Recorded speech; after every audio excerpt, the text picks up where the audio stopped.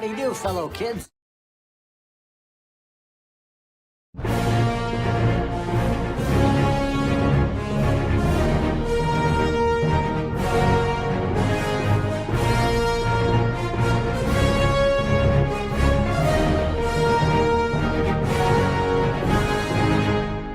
All right, you assholes.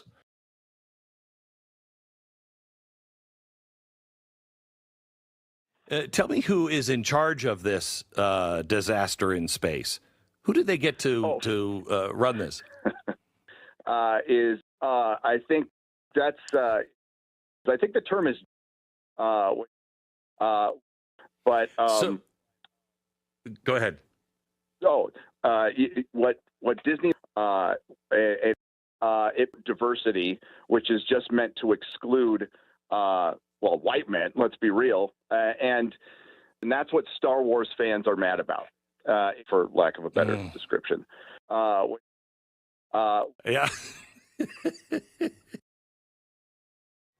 Don't do drugs. I am not obliged to, that is, to address a point that doesn't pertain to the subject that I previously stated. You can pick up the softback trade paper. Like woke, Mary Sue, objective truth, they don't mean much, but nothing ever does across the grift of...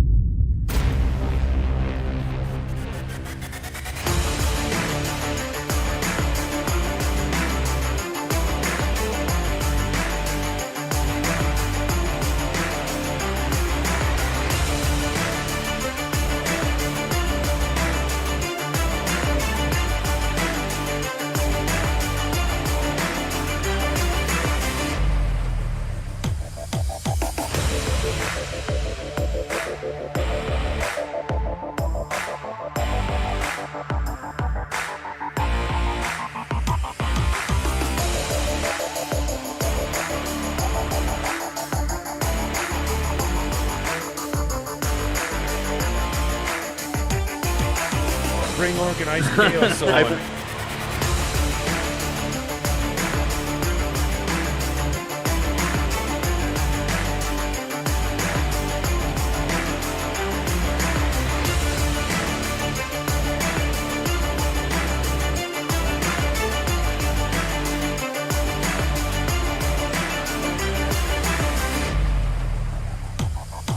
I'm sorry, I can't bite my tongue anymore. I'm tired of fucking idiots.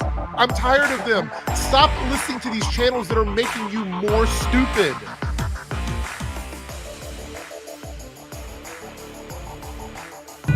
I can tell you that the music was not good. It wasn't. It doesn't, like, yes, Rachel Zegler can sing, but the music wasn't good. The songs were not good.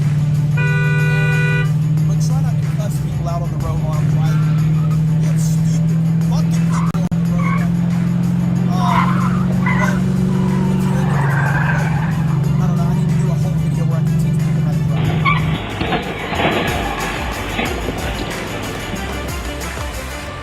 What kind of American are you? Hey, it's me and him and Bob, maybe. Who knows? We don't know. I might be here. Hey, how's everybody doing? I'm under the weather, but I'm here. I've been better. I'm under the weather as well. And I'll go ahead and announce it right now. I'm going to be canceling my stream tomorrow just to rest a bit and recover. But I will be live on Saturday for a solo stream, cover some comic books. So, okay.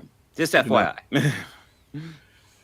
Yeah, I mean, so credit to JJ Trujillo for that video. We can watch the whole thing if you guys want. It's fucking funny. But I mean, you kind of got the gist there.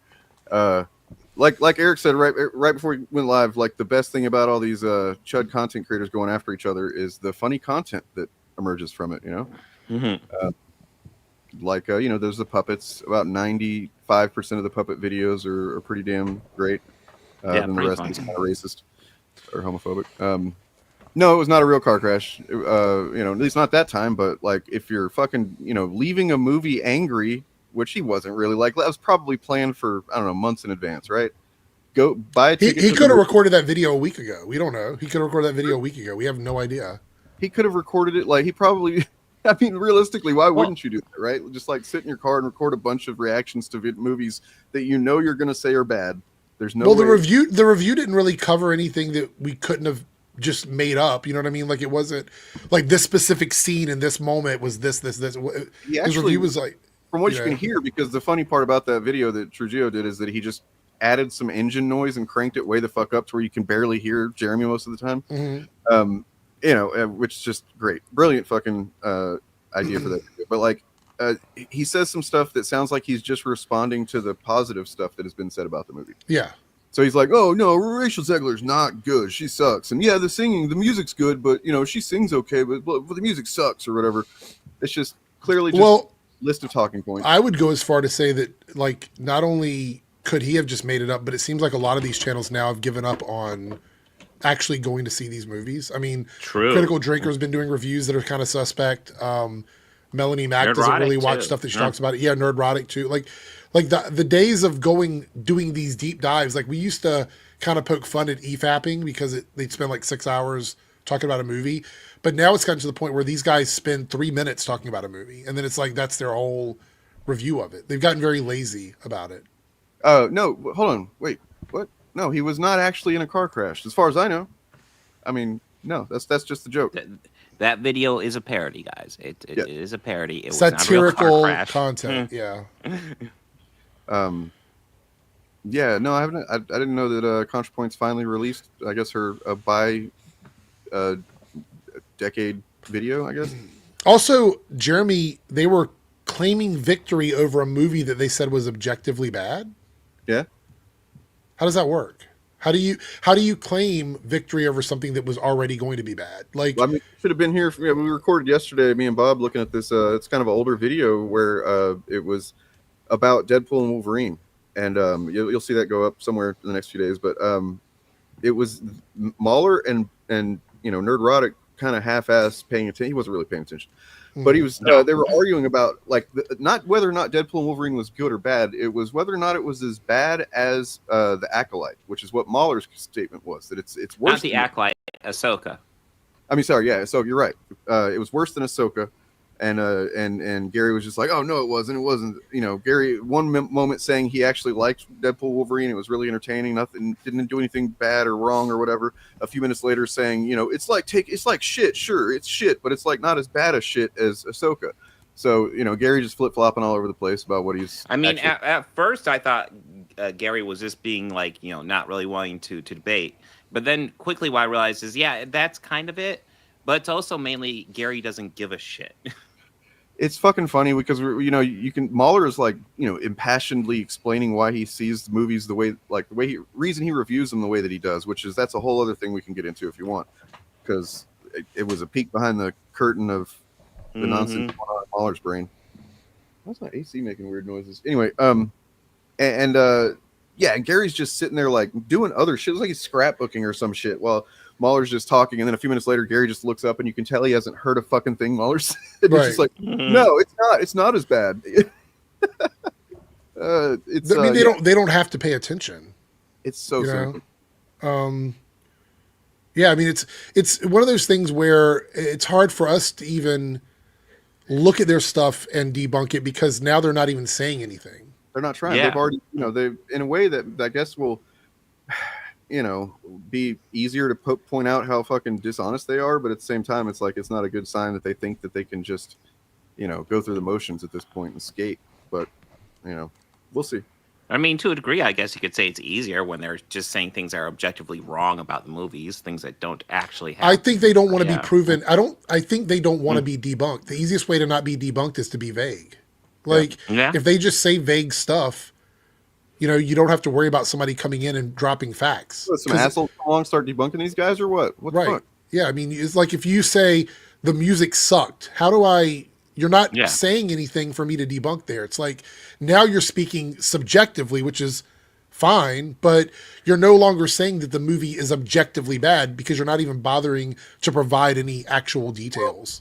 Yeah, I mean, go ahead and get it out on the table. Snow White fucking bombed, and none of us here give a shit. I don't care. It's a kid's movie. Don't fucking care. I You're a 45-year-old man invested in it. when these guys used to do these hate campaigns against these movies, I would sometimes put them to the agenda just to watch it for myself. And I didn't even do that this time because I genuinely do not care. I don't like the original animated one. I think Rachel Zegler is a fine actress. I'm less thrilled with Gal Gadot, although I think she was a decent Wonder Woman. Not filled for Zionist, but that doesn't have to. Well, she's indigenous to Israel. Yeah, so, yeah. But yeah, I didn't care. Disney live action remakes mostly suck. That's the thing is so many people wanted me to like push back against it, but I'm like, it's a kids movie. I don't really care about this movie. Like I don't care enough to dive into it to even look up all of the details. I did like a slight deep dive in it like a couple months ago where I went back and tried to see the differences between this movie and the Disney version and then the original fairy tale to try and find all the differences. And I'm going through and I'm like, okay, yeah, it's got a bunch of different shit in it, but ultimately I just sat back and I'm like, I don't give a fuck. It's a kid's movie. Mm-hmm. Like why do I care this much?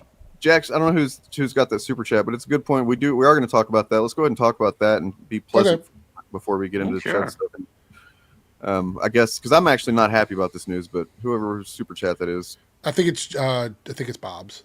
Okay. He does pop up mine, so thank you.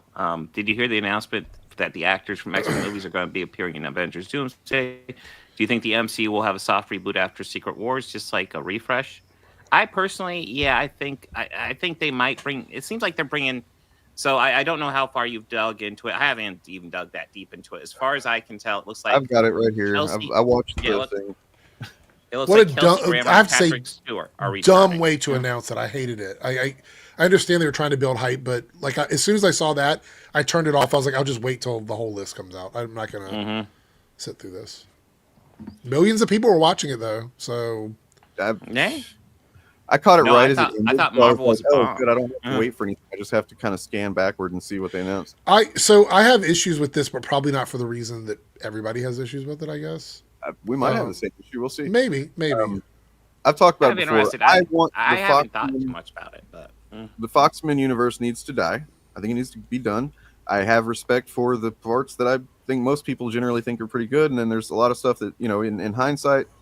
Even at the time, was pissing me off as a hardcore X-Men fan that like they didn't seem to care about certain aspects as much as others. So while they nailed Professor X and Magneto and Wolverine mostly and stuff like that, there was everything else was just like whatever. Nobody cares Cyclops about this. was bad in those movies. Oh my god! And on that in that vein, it seems like maybe they're trying to pay some respect the same way they did with Deadpool and Wolverine. Like bring some of that stuff back into this. We give them a better exit is what I'm hoping. Because I really, the moment that they revealed Patrick Stewart in Doctor Strange 2 was the first time I was like, no, stop, fucking don't do this. You know what I mean? But then they did what they did in that movie, and I had hope. And then Wolverine seemed to indicate he was done. Hugh Jackman seemed to indicate he was done at the end of the movie, but they left the door open as well. Well, I think what happened is Deadpool and Wolverine definitely feels like them giving a farewell to the Fox universe, but there's still remnants left, unfortunately, with the post-credit scenes in the Marvels. I think that they're just addressing that. I think that they took the wrong lessons from Deadpool and Wolverine again, which is possibly this movie was successful because we threw cameos in it. So now we're going to do the same thing in this Doomsday movie. I mean, I don't think there was ever a time. There was no way they were never gonna not have cameos in these movies. That's just a perfect opportunity, and it works too well. I didn't think they were going to have the Fox characters come back as cameos. That's it. Like I think that whole thing, because Channing Tatum is now apparently in it too, which means that they're bringing him back from Deadpool and Wolverine. And I'm not thrilled with that. It's just one of those things where I want to be excited for this, but this is where I guess it could come across a little bit chuddy or whatever. Is these are one of these stories where there is fidelity from the comics that would literally work in this story. That I feel like they're going to ignore because they want to do a cameo fest. That's what I think. And trust me, I knew they were going to do a ton of cameos, but I didn't think that the Fox characers were coming back. That was the ones where I'm like, I don't have any evidence to show that they're going to actually forsake anything we think they should do because they're doing this, but it could happen. You're right. And I hope that that's not the case. I hope that they, but I mean, at the same time, looking at that cast as it went down to, as I scanned backwards through the stream to look at all the chairs they had there, they don't have a lot as far as big names that they used to have. And so it kind of, in a way, makes the sense that they're going to be, reaching back to. I'll be honest. I was shocked that Mark Ruffalo wasn't there. That one really shocked me. I did see somebody, was it the Russos? They denounced, or somebody said that fan art, or that concept art rather, that came out wasn't necessarily real, or some shit like that. Yeah, I don't know. Yeah, they did say it wasn't, but I don't know if I believe that or not. I don't like. They say stuff all the time. I will say though that this is either going to be, on the financial side, one of the biggest things that has ever been done in cinema, or one of the biggest bombs that has ever happened in cinema. I don't think there's a mid-range on this. I think it's either going to be a soaring success or a massive failure. Yeah, I mean, because the thing is that they're probably going to spend a shitload of money. So even if it just like does as well as like your average successful Marvel movie, if it doesn't get close to fucking Infinity War and Endgame numbers, then it will be a failure. For them, I think that would be a failure. Yeah. Yeah, the Avengers movies are probably some of the few movies where they're actually shooting for $1 billion box office. It's going to cost close to $1 billion to make both movies, which is what they're going to end up doing. When you think about it, all of these other movies that they do, that the chuds are always talking about, acting like each one of these is somehow, if it fails, then Marvel's done. No, it's more like those movies are made to build up to these types of movies. And these are the money makers. The Avengers movies were the money makers. That's where they wanted to make all their money. We're going to see at that point, whether or not that this is a house of cards. You know what I mean? I mean, I have to think that they've got something, good brewing, at least as far as the story, but that doesn't necessarily mean that it's going to bring people out to the theaters. I don't know. It looks very desperate to me, with all this casting. That's one of my big things is I think that the abandonment of what, and when I say abandoned, I don't mean like not using the characters, but I guess them being a little lukewarm on the Phase 4 stuff, holding up the franchise, it's a bad look. Because you're going all the way back to the Fox movies, which did not perform very well. Most of those movies didn't do well financially. So, and I think that and I don't want to. I think that they had earned the leeway to do stuff like Ms. Marvel, which is a weird kind of show, and like Moon Knight, and they took some, they had the chance to do some adventurous stuff for them, and they did, I feel like. But the thing that let that down was that the structure they had that they were planning on failed due to there was a death of Chadwick Boseman, there was COVID. COVID. There was everything that they had in place that was going to be like, well, we can experiment with some of this stuff because as long as this skeleton of Black Panther, Doctor Strange, Ant-Man and Wasp, Kang, as long as that stuff's all good, then we're good. But half of that shit failed. I mean, they didn't follow up with the stuff that people really wanted, like Shang-Chi too. Where did that happen? Where did that go? You know what? I'm actually wondering what happened with the director. Because he was originally supposed to be doing this first Avengers movie that's going to be coming up. The first. And then now he's doing Spider-Man now, isn't he? Is that it? He's doing Spider-Man 4, I think. Oh, okay. I didn't know that. All right. Yeah. Maybe I didn't know that. Well, but I'm surprised they don't have him doing Shang-Chi 2, but Shang-Chi.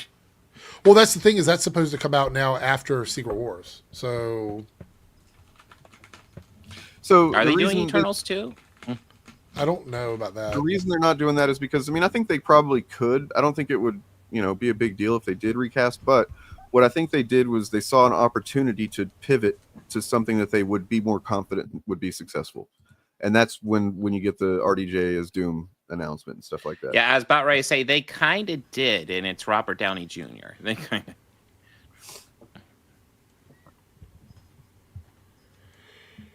Yep. Yeah, they recast his. True.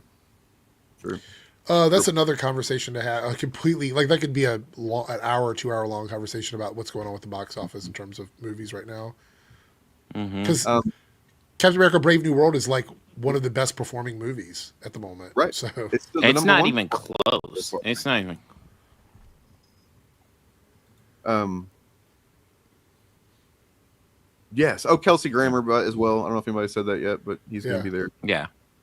I don't have a very fond. Okay, so this is going to sound heartless, I guess, but I don't have a very fond memories or fond memories in general of the X-Men Fox universe. Like, there's some characters and some movies that I like, but overall, I hated that universe. I was ready for it to die. I'm with you now, but like at the time, I was like so happy because that was the best. That was all we got. That was like the 2000 X-Men. That was a movie that kind of set things into motion. And as a big X-Men fan, at that point, I was Marvel fans. Longtime Marvel fans have learned how to cope for a long time. That's why whenever the MCU started like actually doing stuff that was more comic accurate, it's like in hindsight, and this is why movies aren't fucking objective, Mahler, you idiot. Because in hindsight, those movies get worse. You know what I mean? Because you're seeing these new movies. Oh, wait, and I think X-Men 97 shows that they can do stuff that is very comic booky and it works and people will like it. Absolutely. Yep. Like edging us out with those costume reveals like every couple of movies and then never giving them to us was fucking stupid. Yeah, they botched the Dark Phoenix saga twice. They had a second chance of that to do it right, and they did basically the same fucking thing the second time. Literally one of the most, possibly the most classic X-Men story, and they fucked it up twice. Now they don't seem to understand that you don't get Dark Phoenix without Phoenix. You have to have a Phoenix saga and then a Dark Phoenix saga. You can't jump to Dark Phoenix. Even Cyclops and Jean their proper due as a couple, like as in like front and center for a few movies, like really, sell us on their love for each other and stuff. Then it's not going to be the tragedy that it needs to be. You know what I mean? It's just not. They couldn't. Yeah, they look at it's like they were looking the same problem as what DC or Warner Brothers did rather for a long time. They would look at their revenue, the history of the books that have come out and sold well, and basically like look at what's at the top of the list and go, what's this Dark Phoenix thing? Let's do that. And they're like, well, we did that a couple of movies ago. Well, let's do it again. Same thing with like the Death of Superman or whatever. They look at their list and they're like, oh, Death of Superman, that sold really well. Let's do that. Right. But it's not a second movie, sir. Well, let's do it. Yeah, my issues, I have a lot of issues with the X-Men movies. I know a lot of people probably don't, but I do. I don't want, one of the things I really hoped with Marvel was that they weren't going to do too much with those characters. Like the cameo stuff, like with Professor X, okay, whatever. Wolverine and Deadpool, fine. But I was hoping to get sort of a fresh start. What this tells me now is that it reeks of desperation. It reeks of too much fan service. It feels like we're going to have this hanging over our heads because no matter what happens, and trust me, in Secret Wars going into like the next phase of Marvel, we're not going to keep geriatric X-Men around. Right. We're going to get a younger group of X-Men. I want to see the future. I want to be there now. I want them to be, confidently step forward with a cast and a new idea for what it's going to be. I mean, oh God, naive asked me a few years ago when I thought that the Krakoan era in the comics was going to be what the MCU pulled from. Whoa, fuck. We can't even get them to do anything new. I think X2 in a vacuum, like as a standalone movie, is fine. I think as part of a larger scope of films, it still suffers from the same problems as the rest of the movies. X2, First Class, First Class is my favorite one. Logan. Good movies, but the First Class still had problems too. I mean, there was a lot of issues with First Class. Yes, it did. But it's still, I think, the best individual like X-Men movie. I would argue that's the best movie with the name X-Men in the title. You know what, man? This is a valid perspective too, because shit's not great right now. Like, sometimes you just gotta take the wins where you can. Yeah. And I definitely don't want to be one of those guys on the internet that's like, it's not exactly the way that I want it, so I'm going to complain. I'm going to see this with open mind. I'm going to go into it, the same way I did with, like I said, I didn't want Hugh Jackman to come back. I didn't want any of this shit to stick around, but I was very pleasantly surprised with Deadpool Wolverine, and I'm hoping this, wins me over. Yeah. I'm hoping kind of Deadpool and Wolverine kind of is the end of it, and they just bring back the bare minimum that they need to resolve whatever they're doing with the Marvels and then do a new thing. I actually think these are going to be billion-dollar movies. I believe they're going to be billion-dollar movies. I think they're going to be successful. So they have a very good chance. It's almost like they're too big to fail. But like the thing that struck me just a little while ago, right? Because I'd read this or seen this news, and then I was kind of thinking about it, talking to a couple people about it, and then suddenly it hit me. Hugh Jackman's going to come back too, isn't he? Yeah, he's going to 100%. He has probably. We're not going to do all this and not bring Jackman back for it. And I love Hugh Jackman, these characters and these actors because let them do it. You know what I mean? Like let them have a movie instead of the problem. One of the big problems with all those X-Men movies, they were essentially Wolverine movies. Yeah. And I'm a fucking Wolverine head. This is me saying this. And I love what Hugh Jackman kind of did his own thing with the character, and I fucking love it. But we can do a new one, guys. It's okay. I think they are too afraid to do it 100%. That's why we're getting this in Doomsday. Yeah. But if we get anything like if Secret Wars is going to be anything like the one from the comics, we can tell like these little pocket stories before like wrapping everything up. But I don't know. I have no idea. I want to be excited, but I feel so let down because I was looking forward to like a fresh start from the X-Men, and this feels to me like it's not a fresh start. So well, it shouldn't be too hard. I mean, X-Men 97 isn't that old. I feel like that is kind of like, if you're looking for a good way to restart the X-Men, look at see what X-Men 97 did and do something similar. That'd be much better.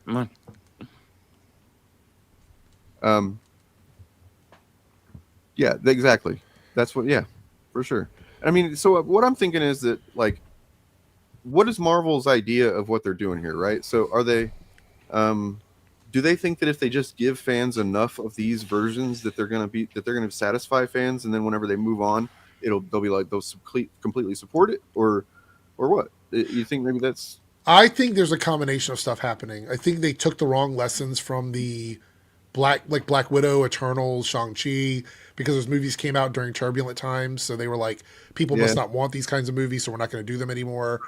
I think they've allowed mistakes they've made, like with the Marvels, trying to like, instead of doing a Captain Marvel 2, doing some weird movie that felt like a hybrid of 2 or 3 different things, didn't work. So they ran away from that. So they're like, fuck it, we'll just go back and use the same stuff that we've been doing that made us all that money in phases 1 and 2.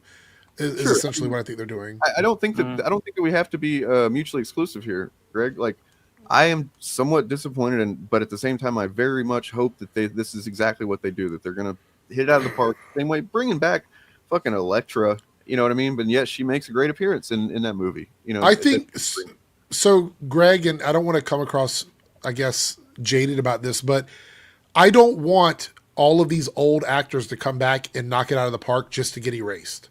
Yeah. Because that's what's going to happen. That's what's going to happen. If they come back and they kill it, we're either going to end up with geriatric X-Men all in their 80s next year. You know what I mean? Like all these old guys playing X-Men, which I hate to say that. That's not sustainable. No. We have to do another reset at some point.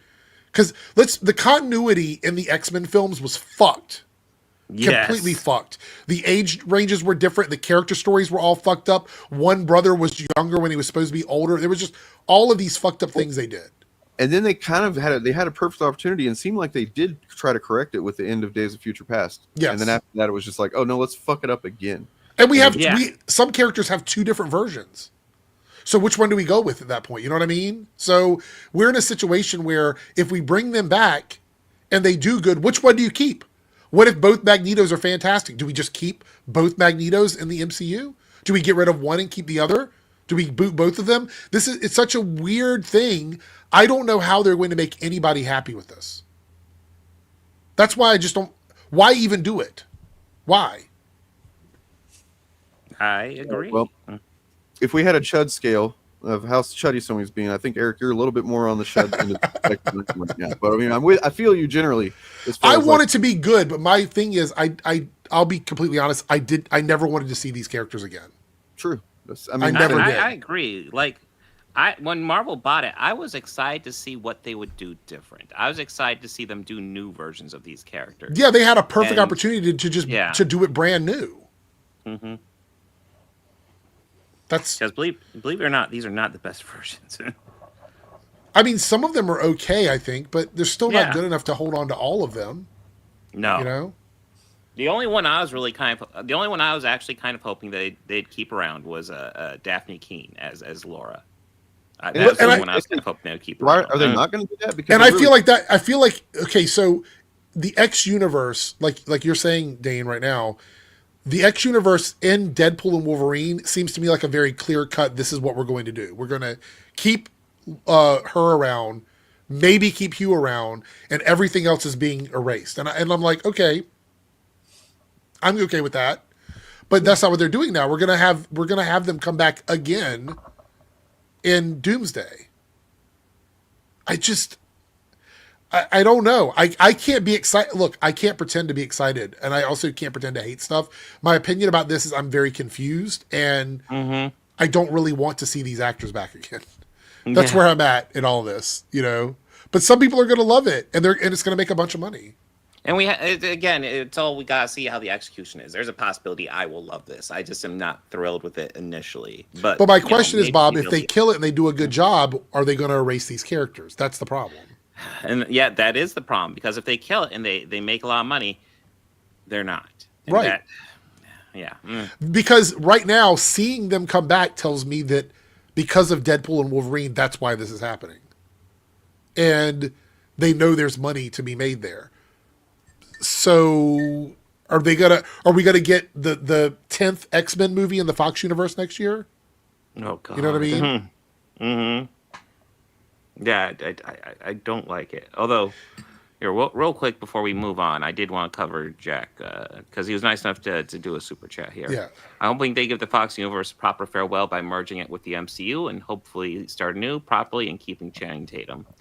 I'll be honest. Thank you for the super chat, but I'll be honest. I thought Channing Tatum's Gambit was a funny joke, but I kind of don't want to see him come back. I don't. Yeah, that's my concern though. Like, God, it's making me so sad. They took the wrong lesson, right? Is they're like, oh, they like Channing Tatum.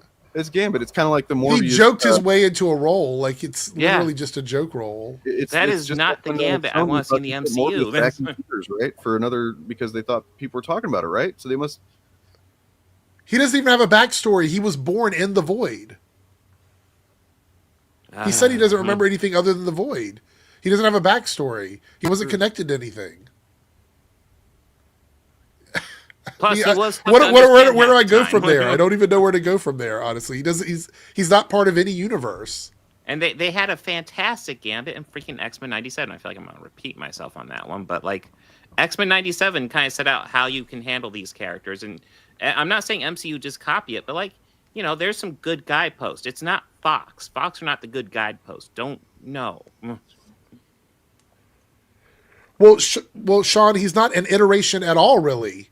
He's a joke. It was a joke character. He was a gag character. He literally comes in and they make jokes about his accent because it's obviously shitty. Because they can't understand. Like, how do you turn that? There's no backstory for him. When we meet him in the Void, he's literally been in the Void the whole time. That's it. That's his whole story. He's never been a character. Do we really want a Gambit as our main Gambit that has no connection to any world? I don't want a Gambit that's a joke. I don't. I don't either. It's rough. It's rough. I'm gonna have to do a whole stream covering all the casting this week because I'm probably gonna talk about every single one. But I am not super happy with all of the Fox X-Men stuff being there. Again, I'm saying this with the caveat. You know, I'm not saying it's not going to be good. They might do a really good job with it. I'd like to see fresher faces. I'd like to see them do a new thing. But Pink Bunny Zero, I don't think we're going to be dealing with the multiverse after Secret Wars, right? That's the whole point, is that the incursion events happen. They keep what works. They get rid of what doesn't work. That's what they're trying to do. So there's no multiverse reason to keep that Gambit around. Well, Adam, I'm not saying there's anything wrong with Gambit being funny. I'm saying I don't want it to be a joke. Channing Tatum's Gambit in that movie was a joke character. Gambit can be funny. I don't want him to be a joke.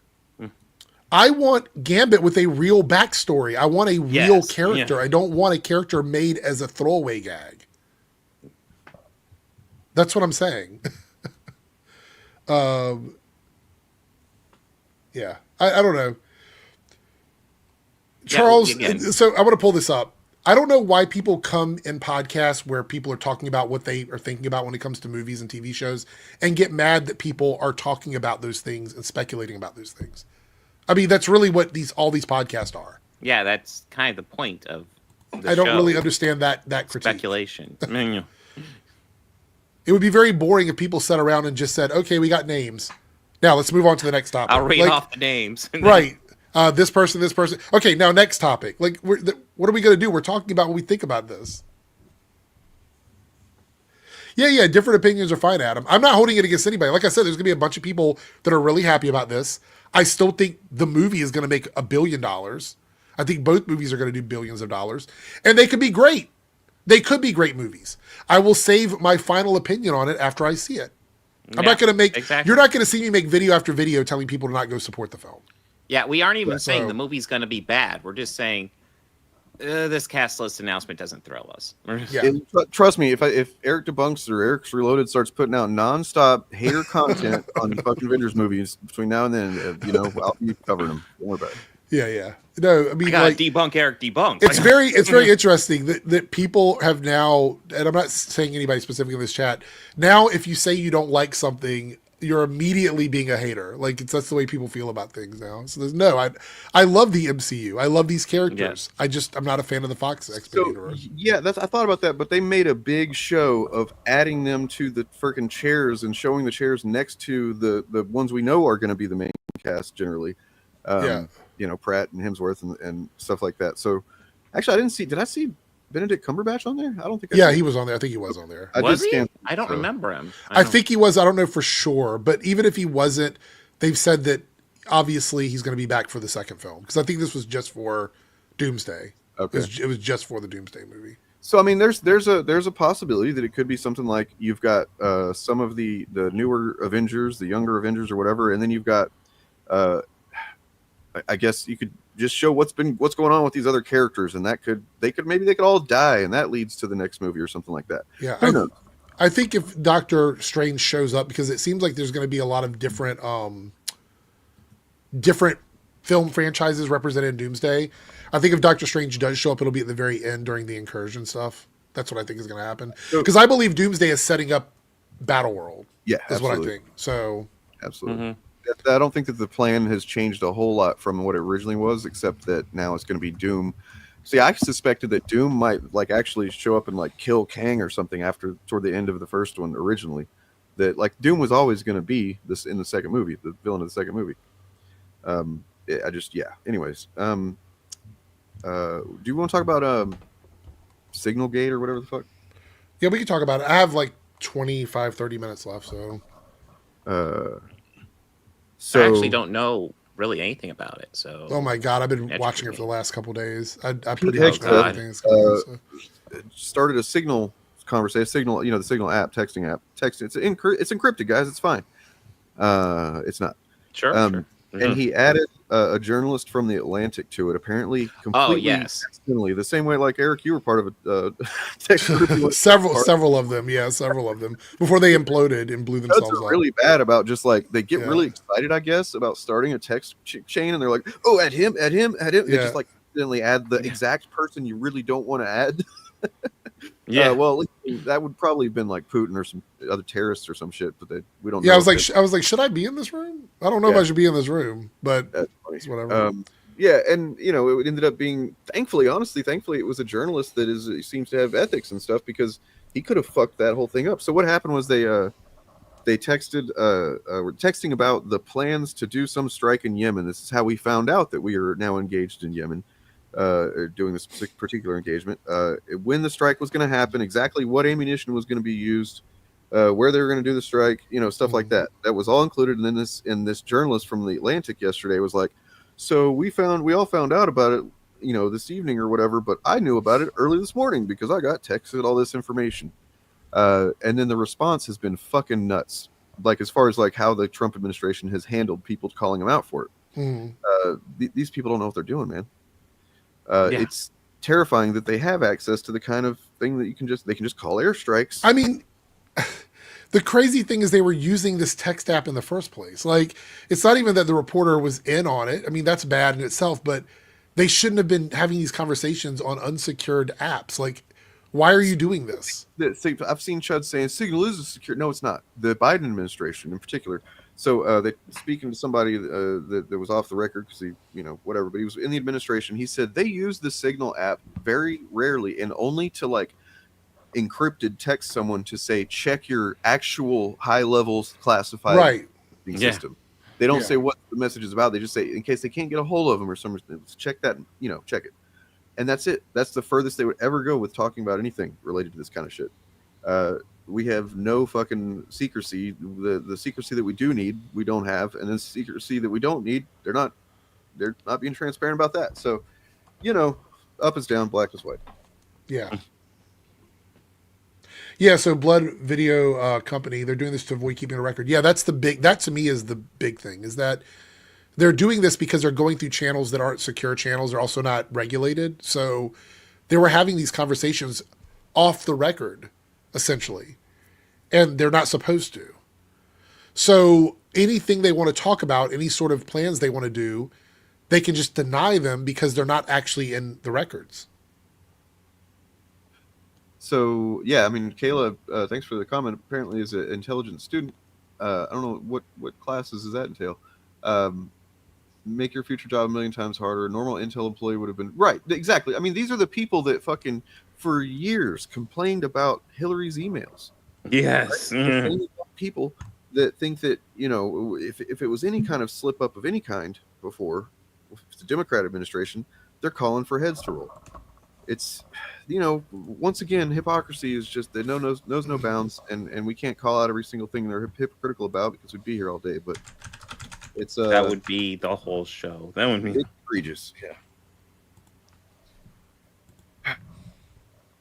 Yeah, we're gonna blow the fuck out of him in Minecraft.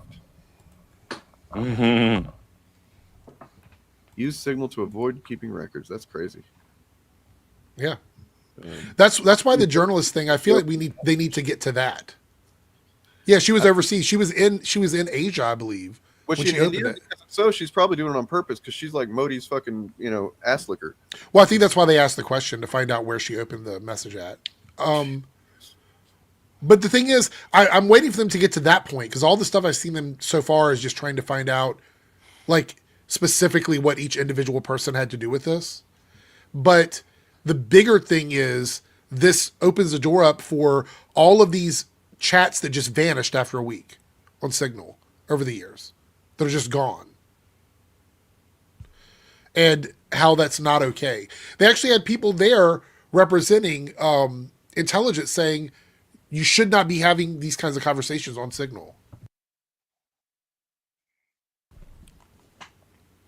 Yeah, I mean, it's crazy.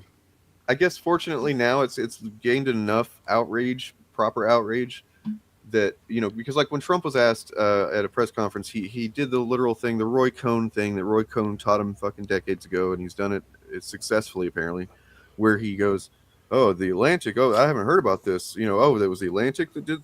Oh, well, that's their failing paper. That, you know." So, but like, right. Pretend like you don't know what's going on.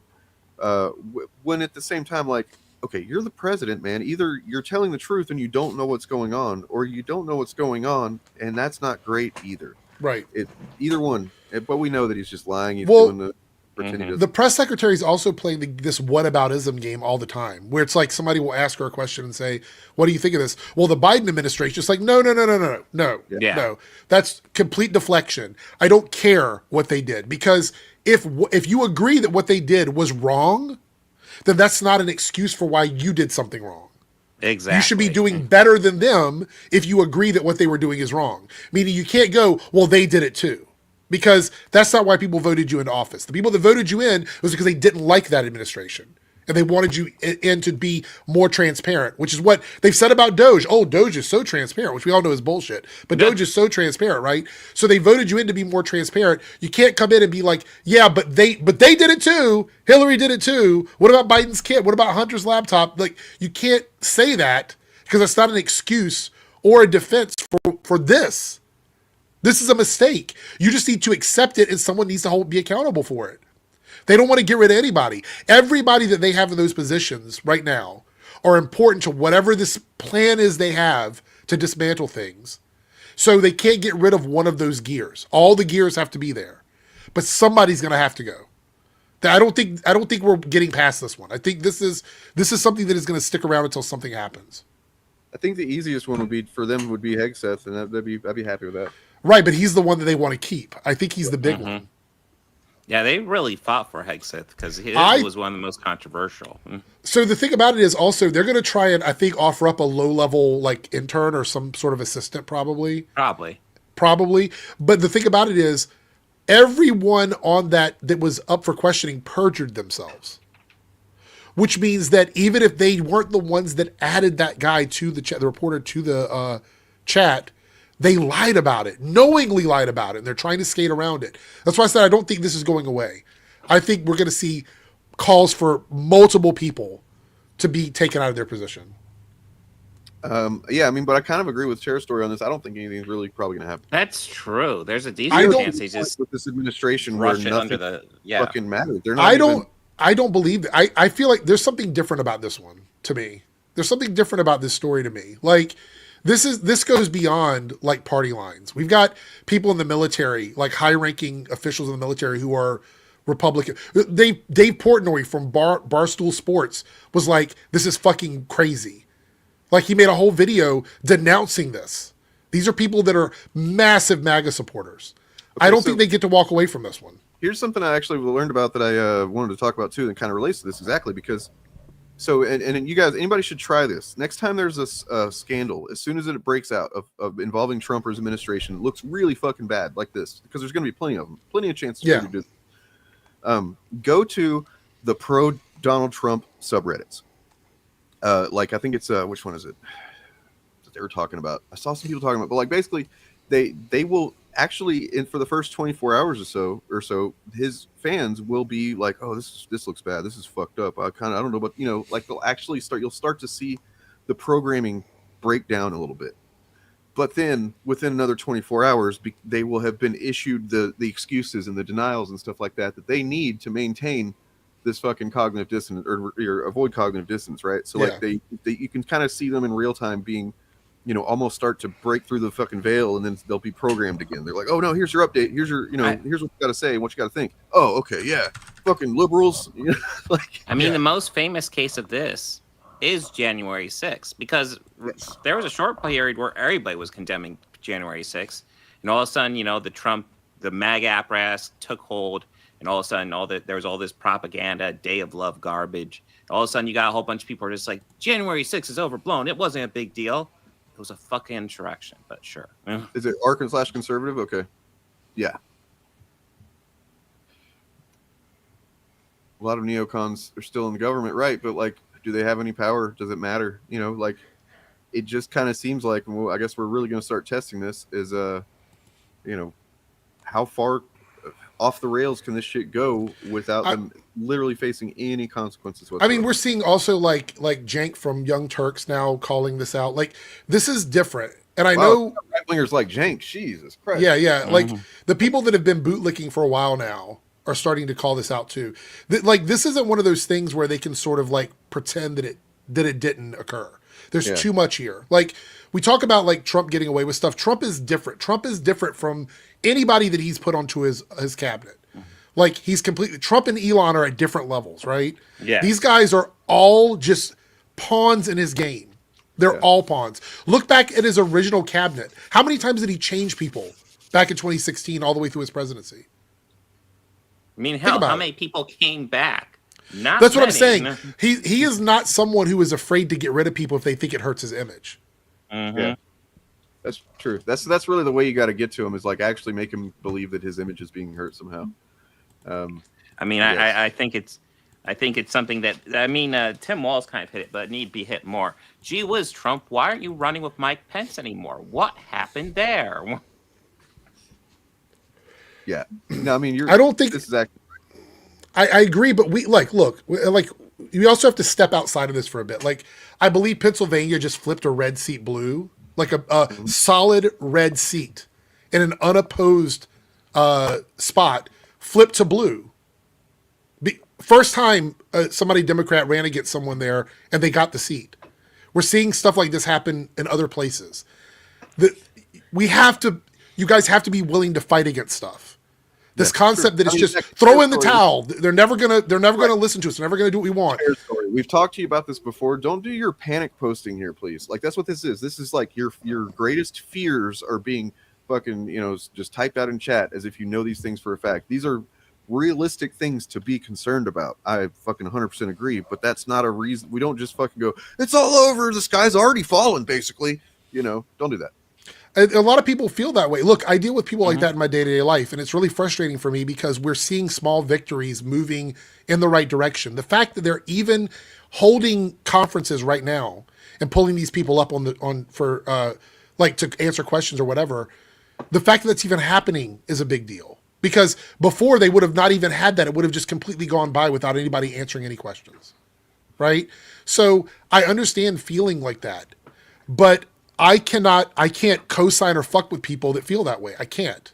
Yeah. You have to have some sort of fight in you. Because otherwise, what's the point? If you're not saying it's over, then you're misanalyzing or poorly analyzing the state of what's actually going on, and we can't operate from that either. You know, you can't fuck these people, man. Like not you. Fuck the people that are in power. Not you, Tara. Yep. Believe me, I hear you. Trust me. But they're getting to the stuff now where people are really go to some of these videos of town halls, right? Like if you ever need to see where we are, go and watch some of the town hall videos where Republicans have dared to go in to try and talk to their constituents and look at what is happening. It's not an isolated thing. It's every single one of them. There are town halls with people holding up Canadian flags that are close to the border up there. There are people who are fighting back. This is the grassroots shit that I talked about way back in November. I said this is how it's going to happen. The fighting back is going to have to happen in grassroots level.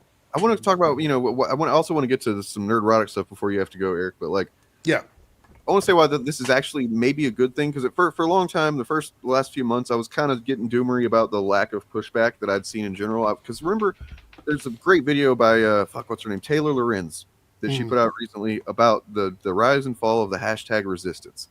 And I watched that, and it is eye-opening for one thing, because you learn about a lot of these figures that were on Twitter and stuff, like Brooklyn Dad Defiant and shit like that. They were essentially always conservatives. They're just conservatives. They were fucking grifters, the same as anybody else, right? And that shit's done with. So we're not seeing that anymore. We're not seeing the fucking pussy hat march like we did the first time, because in which it might seem like concerning that we're not seeing that at first, but that shit was that was all show and tell. That's all that was. That was just people half-assing it for the grift and for appearances. Whereas now we might actually see some real grassroots fucking growth of people legitimately. Look at AOC and Bernie's when they go to speak now. It's crazy. Well, I mean, they're essentially touring, and they aren't touring for we're running for president or anything like that. They're touring to speak out against the current administration. And Tim Walz is going into blue areas and speaking and listening to these people who are upset with what's happening. You mean blue or red? Oh, red. Going to red areas, where people are complaining about this. He is going to the places where they're refusing to talk to their constituents. So he's giving them a place to come in and scream and yell. And they're mad. They're mad at people like him. They're mad at Jasmine Crockett. They're mad that the people who are supposed to be the tolerant left are fighting back, because that's what they want. They want toleration. They want for people on the left, people on our side, to go, we're just going to let all this happen because we have to. No, you don't do that.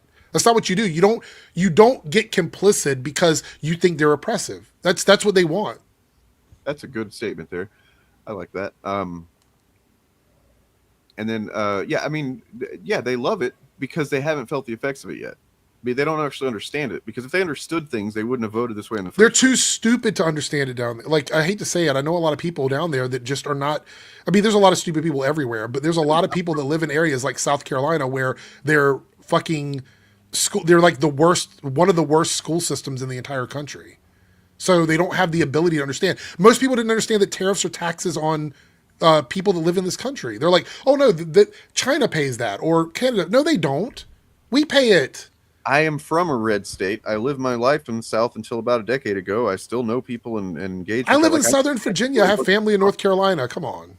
I live in Portland, Oregon. I just got to drive out about 25, 30 miles and get into fucking urban Oregon. And there's a lot of this shit. We're not that disconnected. You probably maybe are just a little bit doomery because you are surrounded by it. And it just seems like literally everybody's okay with this. It's not,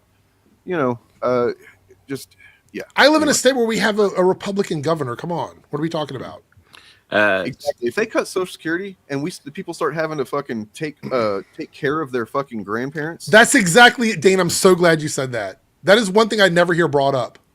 What are all these people going to do once they have to be responsible for their parents and grandparents who were getting Social Security checks? I'll be honest, I'm getting prepared for that in case it happens. I don't think it will, but yeah. I mean, But I mean, if they do that, you're going to have literally every fucking old person, pretty much, that's not rich in this country on the streets. What happens with when your grannies and your uncles and your mothers who are older, like especially in the southern part of the country where people live to 1,000? You know, you got these old people living in nursing homes and stuff. When they have no money, what are you going to do about that? What are you going to do when there's no Medicaid for people and you have to pay to go to the doctor? You're going to see old people like the same way we see. You know, we have tent cities now and like in major cities all over. This time to put grandma out to pasture. Sorry, let's leave her off on the corner over there because we can't afford to keep you.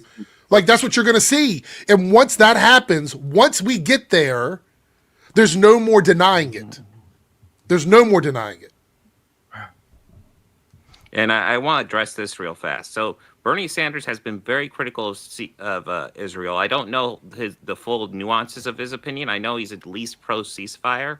So I don't know where you're getting this, Darks Nova, but no. This is Darks Nova is one of those that's like I saw them on one of your posts, just basically telling you to, you know, don't worry about the anti-trans stuff. We got real stuff to worry about, Eric.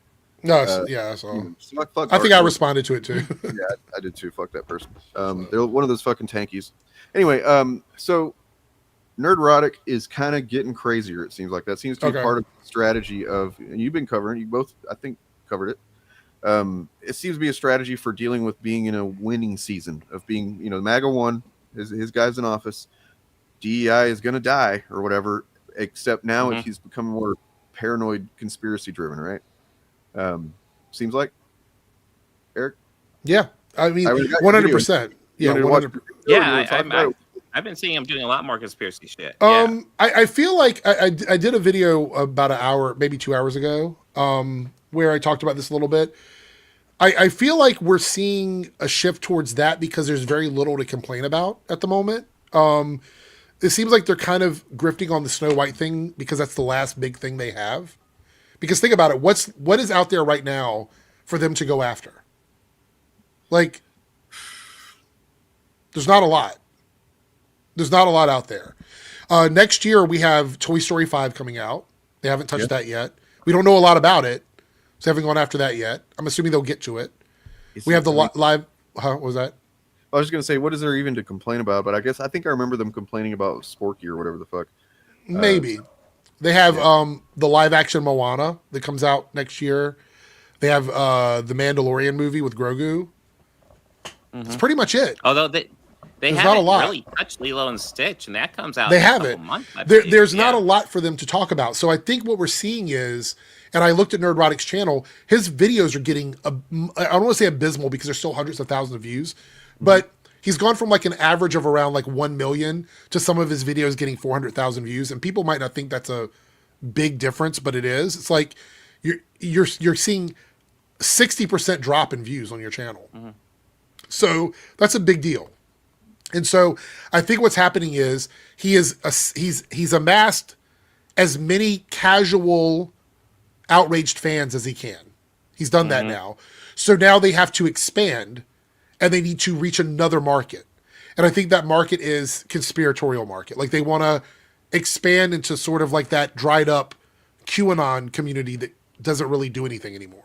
I think they want to expand into that because that kind of content is really popular on TikTok and places like that. And I think they're trying to bring it in over here because there's just not a lot to like we said, they've dumbed down their reviews. They're not giving specifically, like they're not saying we didn't like this scene in this movie. Now it's all vague reviews. They're running out of stuff. The woke well is drying up. The virtue signaling well is drying up. They can't just keep saying it because victories have been made. They told everybody if you vote for Trump, woke goes away, DEI goes away. So they can't take that W because now they're pretending like that's not something that's happening. In the video, they said it's going to take at least, Starry Craig goes, at least 2 years before we start to see changes to anything. And Nerdrotic is like, maybe till 2028, like till the next person comes in. Like there's all of these like, well, we can't see it now. It's not going to happen overnight. It's going to take decades to change all of this. And the reason why is because they're playing people. And they're spiraling, and they're going to fail. Another layer to what's been going. So, like, this kind of addresses stuff from the recent past, but like it'll add some context to it. So you know how there's been lots of anti-woke, anti-MCU, anti-Anthony Mackie, Melissa Barrera, Nia DaCosta, Amanda Stenberg, Rachel Zegler content and stuff. And it's like, we just kind of go, oh, it's because they're racist or whatever. But like, then they don't always do that with other people. Right. Nonetheless, like part of this, a wrinkle in this whole anti-Disney approach seems to be, based on what Clifford Bateau on Blue Sky says, that the owner of Variety is a friend of Ike Perlmutter. And Yes. that, if you know anything about Ike Perlmutter and what goes on in his personal life, he's been embroiled in a fucking back and forth lawsuit fucking war with his neighbor for years. Yeah. And it's the most petty rich guy bullshit you've ever heard of. Like all the details of it are just petty bullshit. And yet they've essentially just called out. Yeah. I mean, spent a lot of money getting real petty. And it's not beyond Perlmutter to ask his buddy at Variety, who, has been publishing some yikesy shit, to, be part of this. It's kind of like, because you remember I think we covered whenever they tried to essentially make there was a war with the Disney board, right? You remember that? Yeah. And they tried to get new people in there or whatever to be the anti-woke version of it. It failed. They didn't do it. And I think Perlmutter after that kind of decided on a new strategy. Yeah. And so, yeah. I mean, also like Sean brings up here, quartering is a good example of growth and then hitting that ceiling. So he got so big that he was sustaining whoever was working for him, making his coffee and all that bullshit that we don't drop ship. We make all of our own stuff here or whatever. So he reached a ceiling in the amount of money that he could make, and there was no growth left to happen for him. That was it. He got to the top. Now there's only one way to go. There's only one way.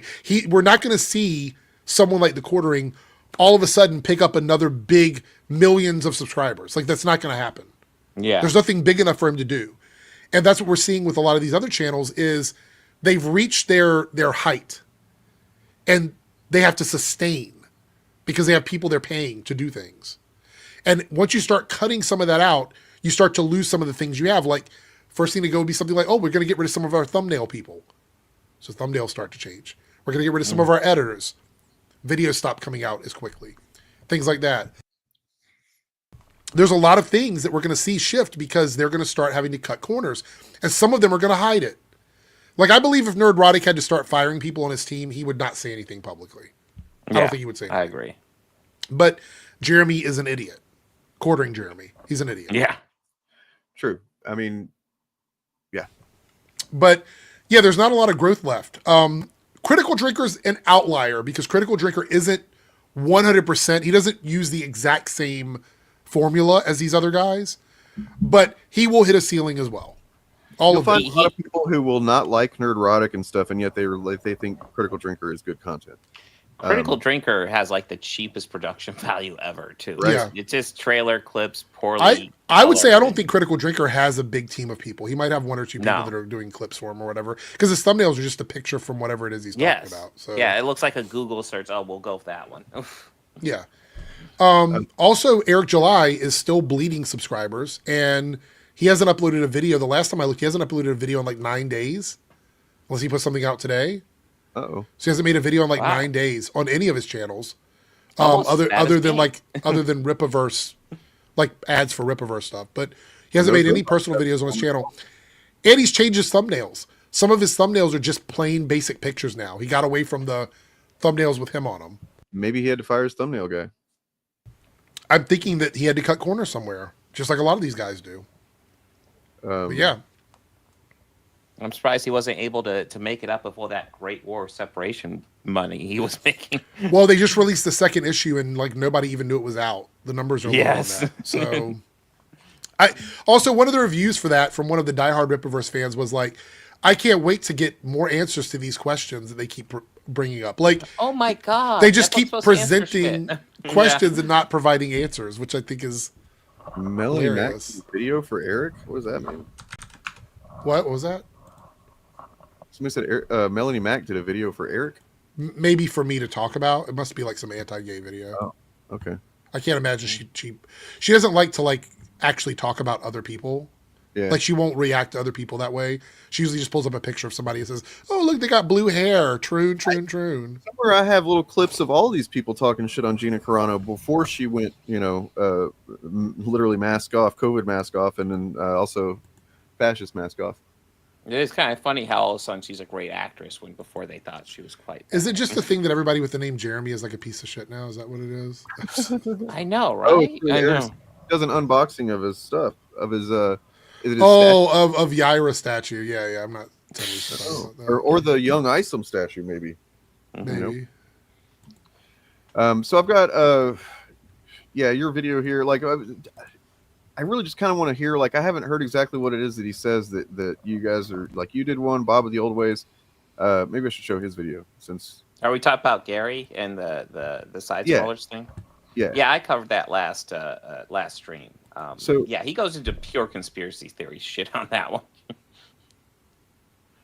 2019. So what kept this shit going for 4 years further? Because well, I mean, you're trying to say that one movie exemplifies what all the studios are trying to do. He's talking about Terminator Dark Fate. Right, yeah, I remember. And then somebody pointed out that he calls him John Connors. Yeah, he puts an S on the name, John Connors. Gary. I've got another example that I'd have to search through it, but like, you remember back when Deadpool and Wolverine came out and the trailer dropped, and he didn't know who Cassandra Nova was, which is fine. It's like, whatever, don't know who that is. But then he said he thought it was Polaris. Yeah, which is how do you even get to Polaris from that from the visual? It doesn't even make sense. A character famous for green hair, and here's a bald character. It must be Polaris. Turns out he has a problem with remembering who the fuck female characters are, because I was kind of checking out an older stream from like 2021 of theirs for various reasons, which I can maybe announce in a little bit. But there was a part where him and Az were talking about this stuff, and it's right after Falcon and Winter Soldier came out. And remember, what's her name? Contessa Fontaine or whatever her name that Elaine Bennett from Seinfeld plays? Yeah. Valentina. Yeah, he thought that was Madam Hydra. He's like, well, they showed Madam Hydra or whatever. And I was like, oh no, Gary, you have a problem with women characters, don't you? You don't care enough to remember who the fuck they are. Or pay attention, I guess. So, and it's like he's trying to make some point about how Marvel's making bad shit because they already introduced this character or something and something else, and here she is, Madam Hydra again. It's like, that's not who that is at all, Gary. I'm just waiting for the old video clip where we find Gary talking about how Mary Jane Watson was Dark Phoenix.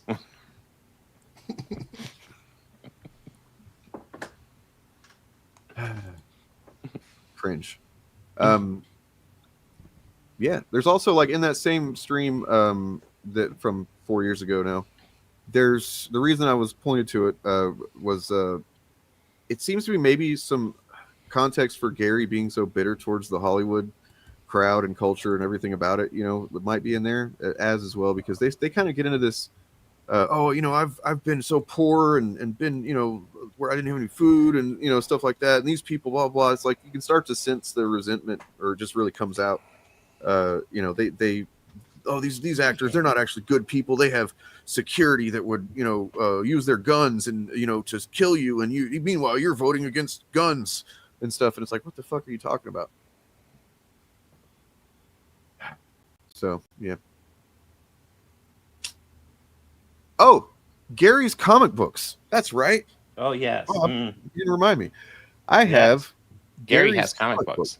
So in the year of 2004, Gary and his I don't know if they were married then, but his wife Melissa, whatever, they launched their version of the Rippaverse, I guess, Entropy Comics, which is a very ironic name for a comic book publishing thing, because they put out 5 issues and they were done. And these are some of the shittiest, crappiest looking comics you could ever see, except for his wife's art, which is dated as 1989. So this is in 2004, and they used her art from 89 for a cover. Okay. But then, which I get looking at Gary's art. Gary was the writer and the artist on a book. Can you guys believe that? You want to look at his art? Let's do it. Let's see.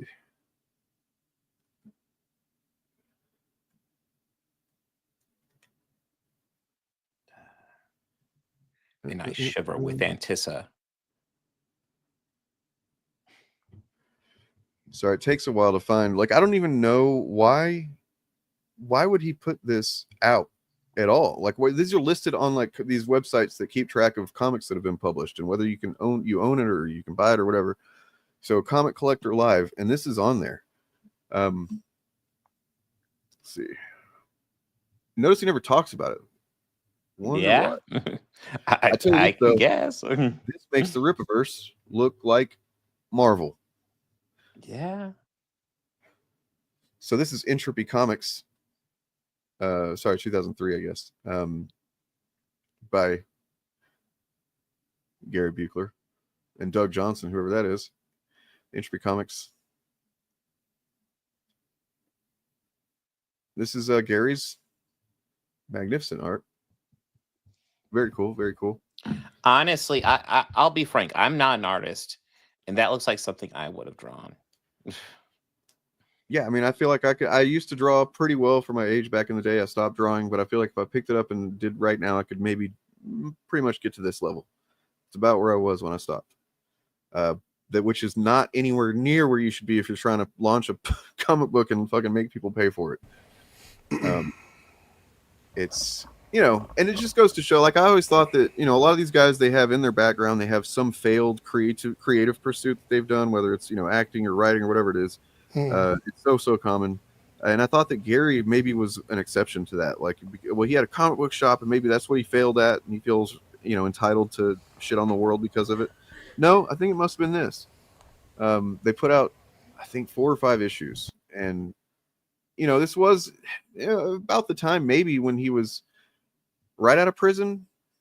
So maybe, he just had to work too hard to pay his, whatever restitution or something. Here's his wife's art, which, this cover's kind of weird. I don't know. It just has weird vibes, I guess, that I don't know what's going on here.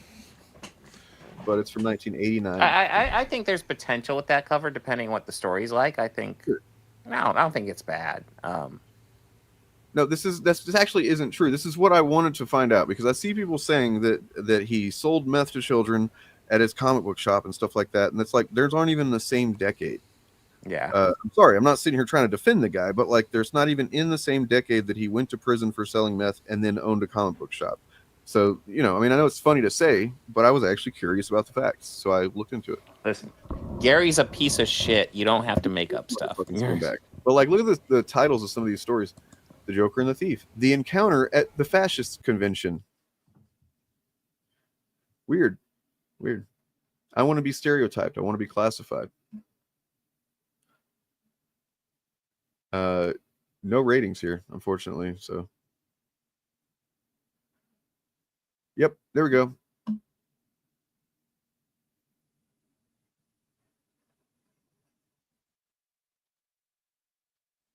Let's all laugh at Gary now. No, I mean, it is.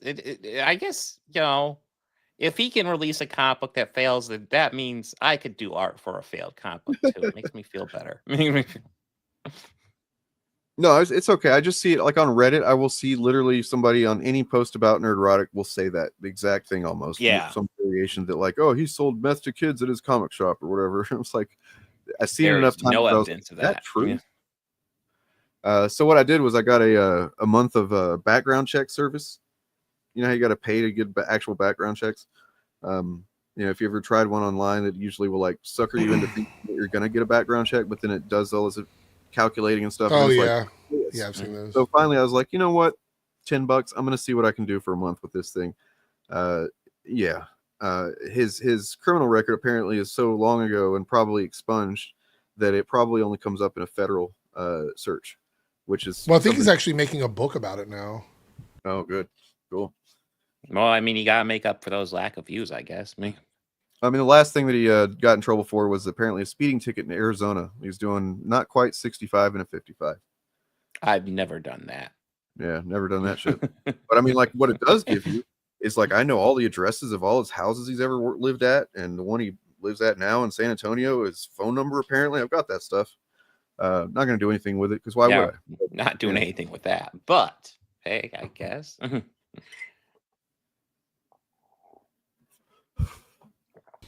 Afraid to discuss my dislike of people. Who are you talking to? Man, why do you do this? It's sad. Do you need content that bad?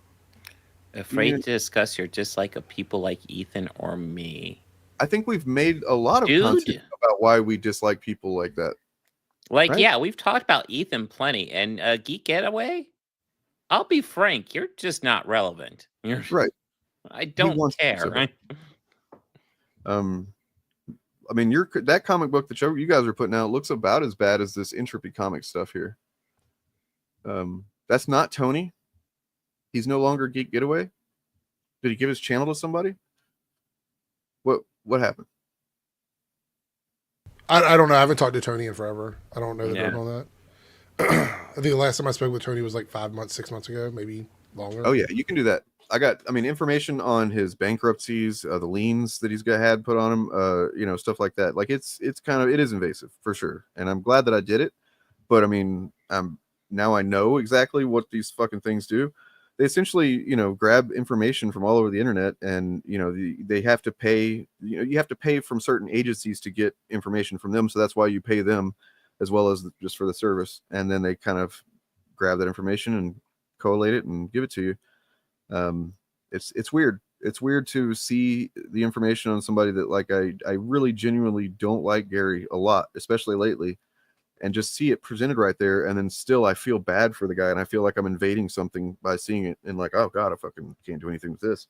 That's what it's like to have ethics, by the way, Gary. What? Anyway, so what else we got? Well, I have a quickie story. I didn't really announce it, but I just thought this would be fun. So last week, for like 10 minutes, we went over Gene Simmons and all his cringe. Oh God, Kiss is back. And- I saw. Fuck. Well, guess what? Most of his tour got canceled after we covered him. Oh. Now, am I saying that we're responsible for this? I'm just gonna say you can't prove we aren't. You can't prove we aren't. That's true. Yeah. Yeah, it's like how I don't know, chuds act like they're responsible for anything they want to. But no, I actually saw that Kiss is coming back though, right? Yeah, they're doing a reunion mask-free show, and I think they announced it in collaboration with this to try to get some positive news after the tour got canceled. So, yeah. It's obviously how many making up original for this guys crap. are still in there besides Gene. I don't even know. I doubt Ace is still with them. I'll be honest. I've lost interest with Kiss. I don't even think they're terrible. They have a couple songs I think are fine, but like, I just not interested. Yeah, I'm just. These are guys that, like, the fact that they just, like, as soon as disco went big, they were like, oh, we better do that then. Like, that should tell you a little bit about them. They are the most capitalist rock band ever. Yeah. Like, every single thing they do is fucking highly commercialized and commodified. It's absurd. Like, the amount of merch that they've put out. They used to have fucking Marvel comic books and cartoons and all kinds of shit. So yeah. But yeah, and then the other thing that I had to bring up here. Hold on, I think I have it right here. So this is just a funny thing. So we'll go over the little. There's not that much to this thread here, but little exchange on Twitter. I'm not calling it X, so it's going to be Twitter. We have Grums, classy guy. You can tell a lot about Ubisoft with how much money they are throwing at terrorist platforming streamers, and Hassan Piker is streaming Assassin's Creed, which, I mean, he streams 13 hours a day. Gotta fill that with something. Hold on, Bob. What is this? I gotta respond to this here because, yeah, guys, I didn't want to talk about it. We were trying to keep it secret, but we've been charged with stalking charges for going after Josiah Rises. That's a real thing that happened. That's wild, because usually when you get charged with stuff, you get like papers and shit. Usually you get like. Dude, guys, I went through a divorce. I've been served before. What is That's this not shit? a thing. I've been. Oh God, quiet about that. Afraid of Josiah? Well, I mean, look. Let's just say if we were actually charged with stalking, yeah, I would stop talking about him. But the fact is, we haven't talked about him. I don't think in a year. Or more. I don't remember the last time that name even came up until now. Yeah, he is like the least relevant of the geeks and gamers crowd. Like, what? Like, is it like? Dude, wait. Is that you, Josiah? Yeah, no shit. It's like, Also, because I'm trying to think, who else cares? Look, let me make something perfectly clear. I will never ever leave my home for these motherfuckers. Right? The charge of stalking would be I'd have to like go somewhere to like look at them and follow them around or something. Fuck no, man, that's way too much effort. If I don't have to do anything more than fire my computer up and just say some shit, I'm not gonna do it. I work like 60 hours a week. I'm not stalking the most irrelevant grifter on the internet. What the fuck? Imagine if that was the guy we chose to fucking just like zero in on, like we're gonna follow him around and the most irrelevant of all of them. Let's go after that guy. When's the Epic Verse coming out? We're gonna keep following. We're gonna be the first to know when the Epic Verse drops. I'm really pumped to see Ryan Cannell in ass. Yeah.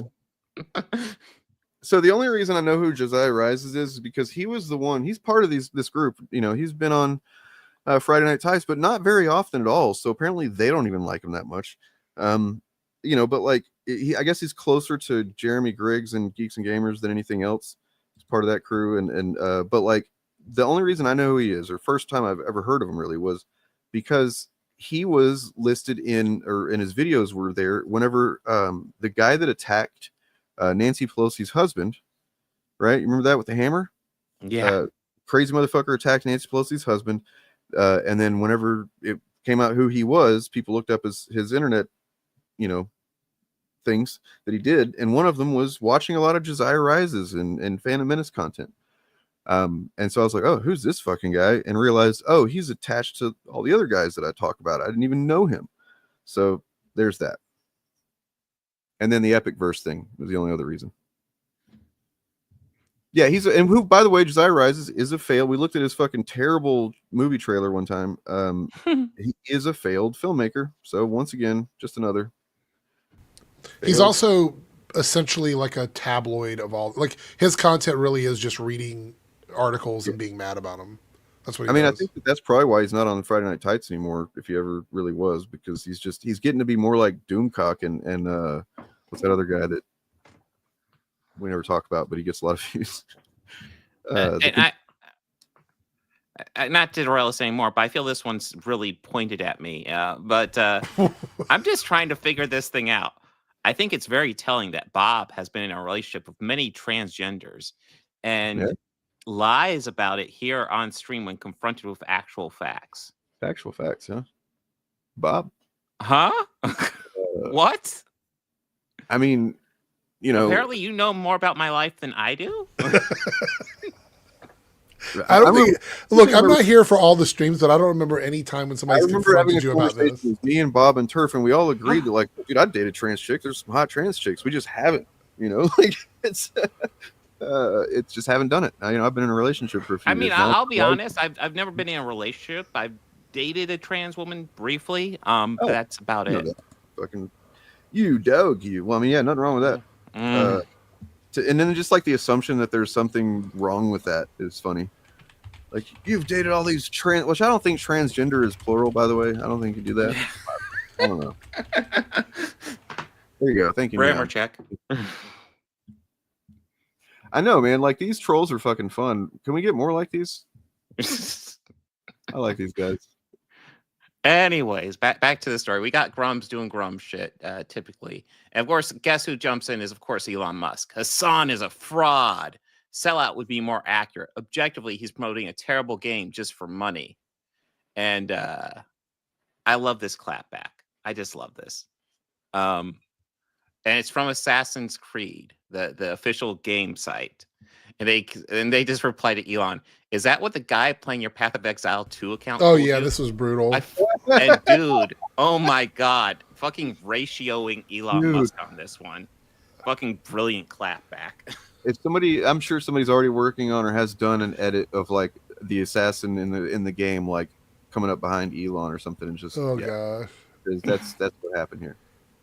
Holy shit! But no, I just love that clapback. Fucking Elon, you're getting fucking owned on your own website.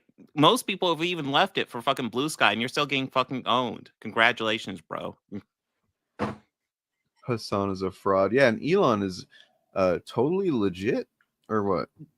Dude, I have my issues with Hassan, although at the end of the day, I probably agree with him more than I disagree. He's way better than Elon Musk. Come on.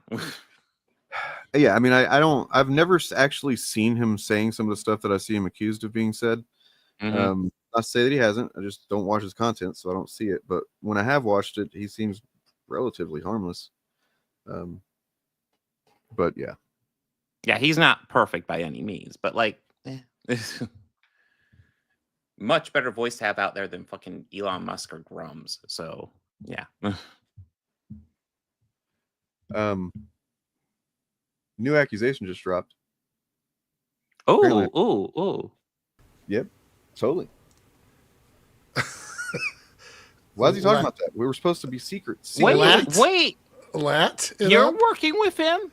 He told me we're the only ones working together, and he's not working with you guys. God damn it! What? He's working with you too, motherfucker. Next thing you know, you're going to tell me that that Eric DeBunks has been on this podcast. Yeah. Oh my god! Oh my gosh! Look at this one. Look at this. Look. He has the He has the receipts. He showed on screen. You're funny, man. Dude, you know what? Dude, you keep this up, I may not be able to ban you because you're too fucking funny. Yeah, it's not bannable. It's just for funny. Like, we have a channel in our secret Discord server that's all about going after Eric July, called the Initiative Fanfic because of shit like this. It's been a while since we put anything in there. Let's see if guys, quit being so reteats, okay? Oh god. Let's see. Oh yeah, this was a good one. Remember the Crow Mag? Which almost 100% was definitely an alt for Alpha Eagle. And he said, "Oh, that guy again." Yeah, he was tweeting about me and Bob. He said the self-importance of people like Organized Chaos and Actual Fandom is sad yet amusing. Self-importance, okay. Sure.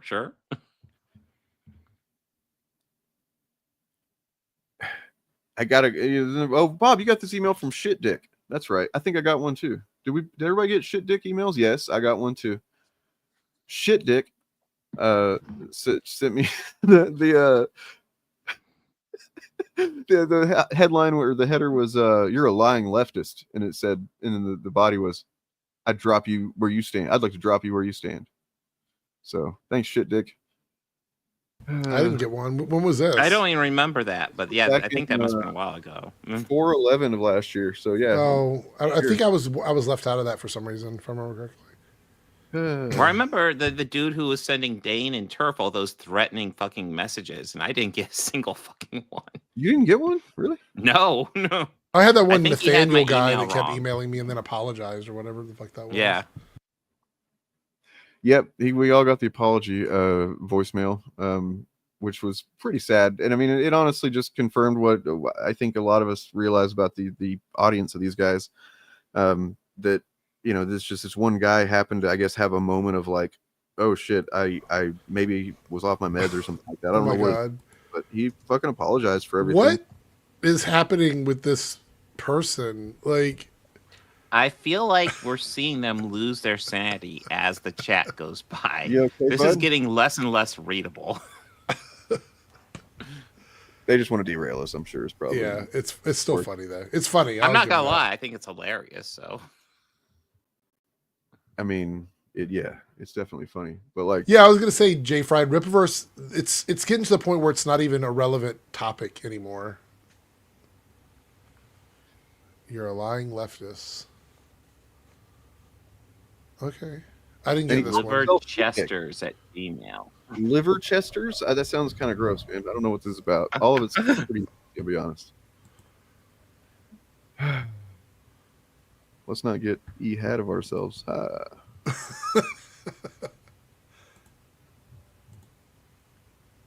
Anyways, what else we got? Oh, I did have this. Huh? Go ahead.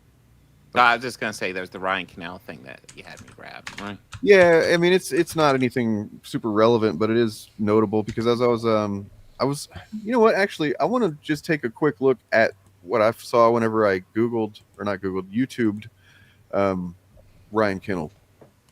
And when you really look at just nothing but Ryan Kinnell videos straight down the feed, I don't know how you don't realize this, that it's all like, you know, a grift. I don't know how you don't see it. What? Ryan Cannell? He's the most noble of them. Yeah.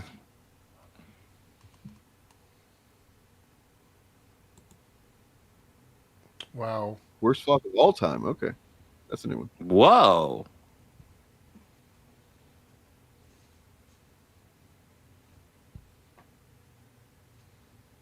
What the fuck? And then the arrow is it's a black man. What? There's a black man in a movie.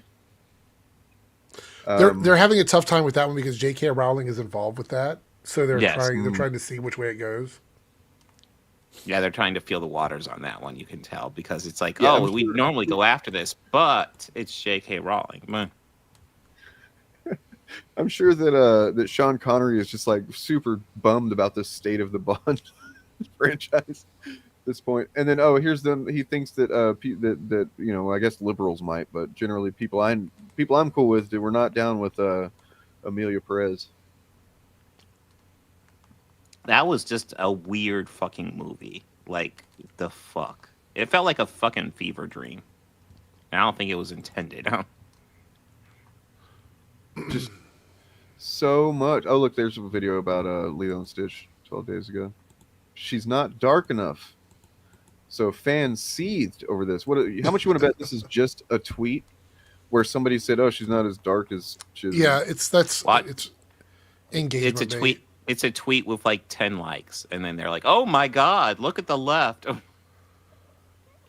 So just like looking at the text, the red and white text on these things is where it really becomes clear, because it's just like he's on autopilot. Whoever's making the thumbnails anyway, just like they got wrecked. This is bad. It's over. It's bad. This is bad. It's over. I actually think that red and white text is just there's like a bunch of those, and they just put them on random videos. I think. Yeah. Well, it's kind of randomized too.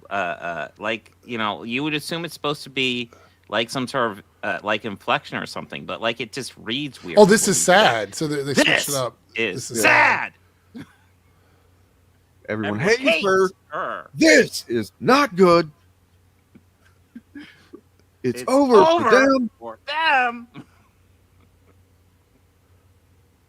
They need help. Except these are also the kind of people that are like, you know, they shit on any kind of, like, if somebody goes to therapy or something, they're gonna shit on that. Well, Nitrium, this is one of the things we struggle with is in order to get into the same algorithm, you have to play the game. Mm-hmm. So sometimes you have to do this even if you don't want to, because otherwise you'll get overlooked. I get this a lot on my thumbnails because I make funny thumbnails, but they've sort of carved out this part of YouTube, and you can't get in front of the eyes of the people that are watching these videos without, like, I don't want to say jumping on the train tracks with them, but you have to be in a similar lane as them to do it. I mean, I know I've copied his thumbnail style at least once where I covered him. Yeah. Laziest fucking thumbnail style ever. I probably put too much work into it. Yeah, it is unfortunate, but I mean, like, it really is a symptom of the problem with YouTube, though, which is that, you know, you need to be the way the algorithm works, and this is with generally most popular social media platforms, that you have to be outrageous, you have to grab attention, however you can do that. And there's some less shitty ways to grab attention, like big red letters is, you know, whatever. But then there's people that are willing to take it to extremes and lie, and you know, of course, that's always risky, because if you say something in your thumbnail or title that isn't true, or you don't even really back that up in the video at all, that could cause the algorithm to reject you completely. Which is why generally you don't want to lie. But like these guys do it, and then they'll just tell half truths, and they'll definitely exaggerate based on facts. Yeah, Jennifer says you need to be clickbaity to a degree. Yeah, you can go to a certain point with clickbait, but my rule of thumb with clickbait is even if my title is sensational, it still needs to be covered in the video. So like, if I will never use a title or a thumbnail that's just a complete lie. It could be something that I say in the video that's funny, but it's still in the video.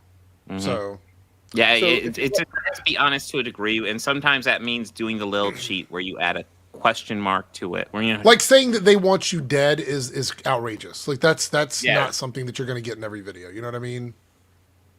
So if you saw, there was at the beginning of the stream today, if you were here for the very beginning of the thing, there I did a little quick edit of when Gary was on with Glenn Beck. a while back talking about. Oh wow! Actually, I'm gonna have to jump out here because I'm already like 20 minutes over. But I'm gonna jump out. Anybody that's watching on my channel, continue to support. Stick around, but play nice. And I will see everyone later. I gotta go make some money. So, cool. See you later. Have a good night, man. All right. Have a good one. And so I just want to. This actually does set up the Ryan Kennel thing because of something that sparked while I was watching this fucking trash fire of an interview thing that But let me find this real quick. Where's it at? Shit. What did I do with it? Did you break it? I don't know. I don't know what I did. I don't know where it is.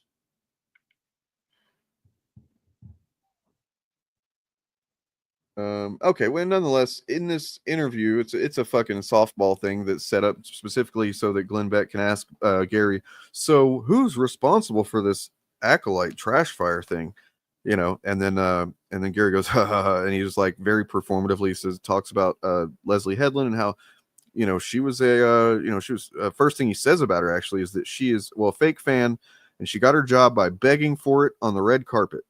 And it says that she said somebody asked her what her favorite Star Wars is. She said all of them, and obviously that's a lie, and obviously she hasn't seen any of them. But also she was a assistant to Harvey Weinstein, and Glenn Beck's like, oh my god, and he says, yeah, that's the guy, and Glenn Beck says, I can't believe that hasn't been investigated or something like that, and it's just, oh yeah, and he says anybody connected to Harvey Weinstein by name or whatever, and I was like, wait a second, I remember we covered fucking long time ago a video that Ryan Kennel made, right? Yes. Yeah. About essentially there was that movie that came out, right? You have it here? Yes. Oh. Yep.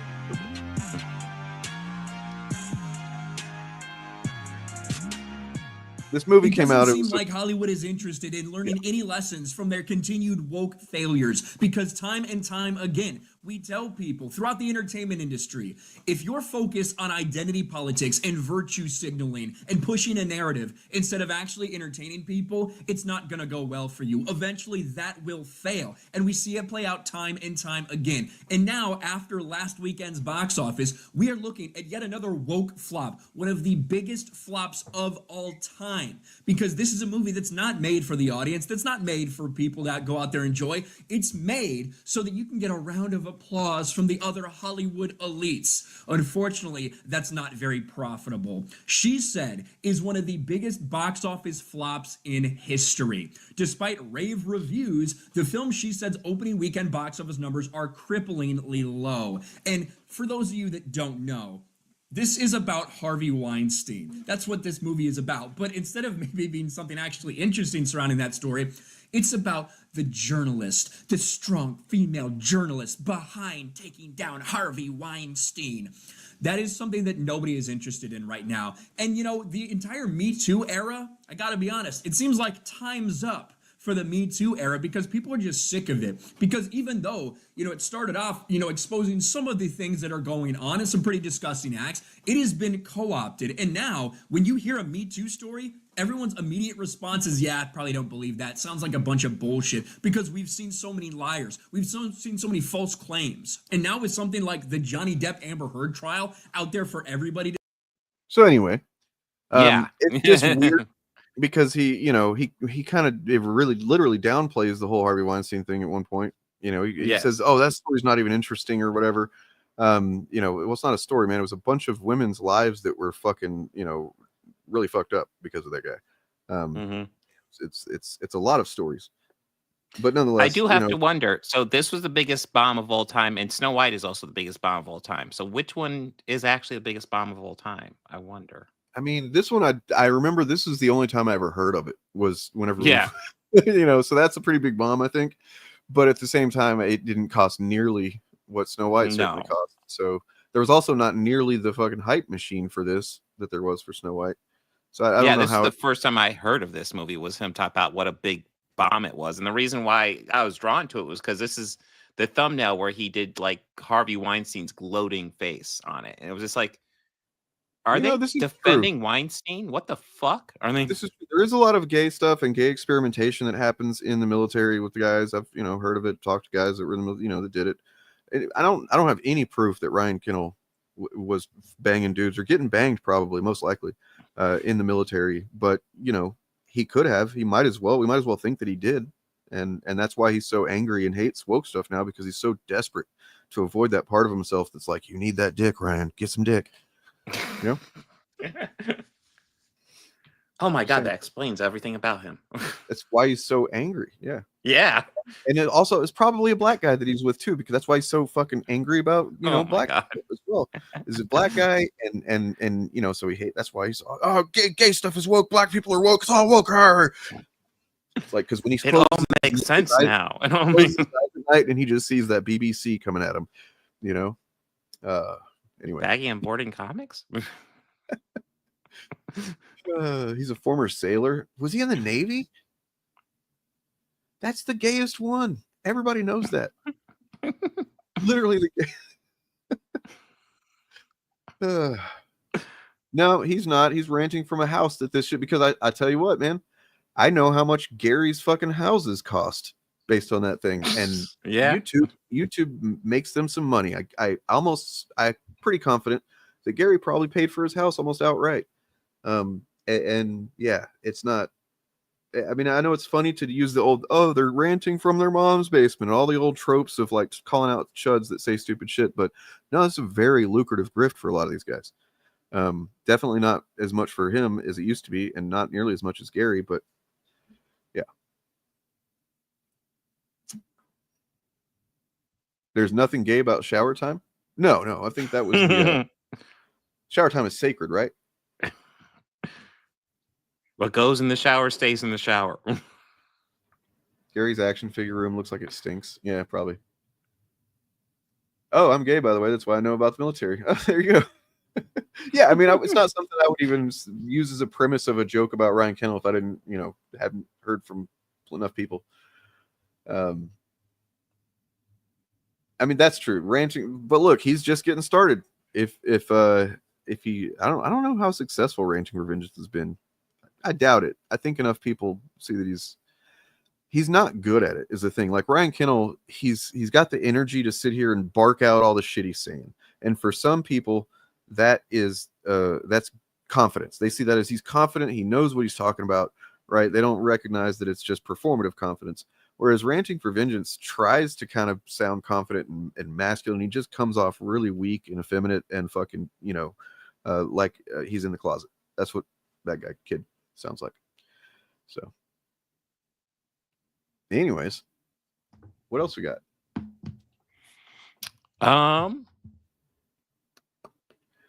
I think that's about it for me, but do you have anything? I got something all right. That maybe this will just be a nice change of pace, something to, you know what, I'll save it for the end.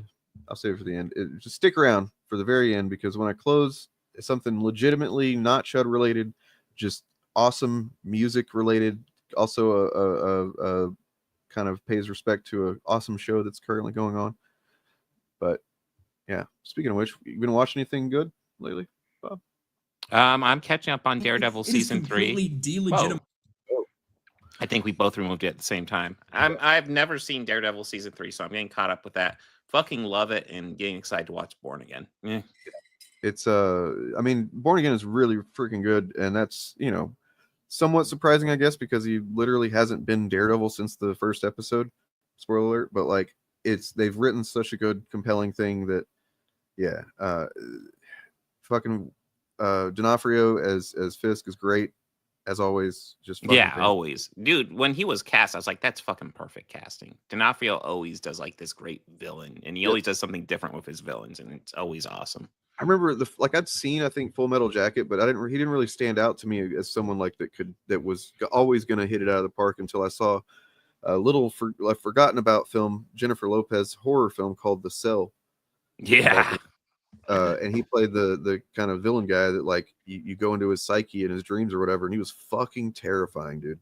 It was. And then you look at like something like Men in Black, where he is like the goofy villain, but still kind of scary, and it's like, Jesus, like, yeah. If it comes to villains, he's got you covered. whenever sometimes still to this day, somebody says, "Oh, it doesn't matter," and I'll be like, "In a few minutes, you won't even be matter." Yeah. And people look at me like, "What are you talking about?" I'm like, the bad guy from Men in Black. He's Vince D'Onofrio. He's a roach guy. Never mind. Every single time. Man, I don't know how y'all get not good or smooth or whatever. Like, do you not? I mean, I'm not going to say you're an RU quality, of a show, because whatever. It's an opinion, but I think it's very well written, considering that it's a different format from what it was on Netflix. And yeah, I don't know. It's just good to see these characters again. I'll be honest. Like, I think Daredevil, the Netflix show, I think is really fucking good. And if this new show is just like, let's say 85% is good, that's still a good show. Not as good, but still good. Well, I mean, in the Daredevil show, all of those Netflix shows, I always felt like they would sag in the middle because they would just had too many episodes to tell the story they were trying to tell. And they would have to kind of like kick the rocks for a little while and not drive the story forward. And I would get kind of bored halfway through. Yeah. But with this, I'm not going to have that problem. I don't think every single episode has had, like, if you watched the fucking Punisher appearance on the last episode of Daredevil and that was boring to you, that whole dialogue between him and Matt, that was a fucking masterclass. Both of those characters and being performed perfectly and together at each other, and it was legitimately one of the best TV shows episodes. I mean, not episode, but like a scene in a TV show I've ever seen. It was got me right in the gut, and it was also a very good use of the Punisher. I'm excited to check it out. Yeah, Bernthal, dude, like, he really loves this character, and that's great, but he also understands the character in the way that it's been, thankfully, because, and I don't know if we'll ever know what the original script of this was, or they actually shot like a bunch of it originally, but he didn't want to be part of it because of whatever they were doing. He said, that's not where Frank is at. That's not where he was. Last time, that doesn't make sense for the character. And then they brought him in and he worked on fleshing out where Frank is and what he's doing. And, he's, for one thing, he's abandoned the skull. They made that clear. He doesn't like that the cops are using it, but he's also doesn't seem to be out there killing anybody. But what he's doing is he's showing spoiler alert for Bob, he's commenting just very, very astutely on this nature of the system and how it can, let people down. Oh no, is this series gonna be woke? Yeah, I think it's woke, man. God damn it. Yeah. Listen, man, I'll just be sitting down and enjoying a show when all of a sudden a filthy nit. Filthy what? Huh? It's a joke. It's a joke. I don't get it. What's huh? Filthy nit. Oh. All right. I still don't get it, but that's okay. Let's watch this. Well, I'm not gonna say the whole word. Well, why would you say any of the word, Bob? Come on. Okay, so joke. I'm going I anti-woke. I was having a rough start to my morning. Things were like, just like not feeling great, and I was like, oh man. And then I happened to see a video posted by JJ Trujillo, who, once again, I'm going to extend an offer, man. You should come talk to us sometime. No, we don't agree politically, it seems like, but you're on the right side of the fight between Comicsgate, right wing people that all of you are on the wrong side in the grand scheme of things, but you're on the right side more than the other guys. So here's this. On everyone, car video, and we're gonna talk about Disney's live action Snow White. I just walked out of it because it was that bad, and I'm not making that up. Absolutely horrendous in every way possible. And let me preface this because I know there's going to be people that are watching this that are going to say, oh, he knew he was going to hate it. I went and saw Wicked thinking I was going to hate Wicked, and Wicked turned out to be an absolutely fantastic movie. I thought it was great. So I had the same level of expectation for Wicked, and I walked away thinking that was a fantastic movie because it was. Why are you gay? I can tell you Rachel Zegler was not believable as Snow White because she's not. I can tell you Gal Gadot's not a good actress because she's not. And I loved Gal Gadot as Wonder Woman, but she's not a good actress. And I can tell you that the music was not good. It wasn't. It doesn't, yes, Rachel Zegler can sing, but the music films were not good. But try not to cuss people out on the road. His looks are great. We have stupid fucking people on the road right now. But if you're in the, I don't know, I need to do a whole video where I can teach people how to drive.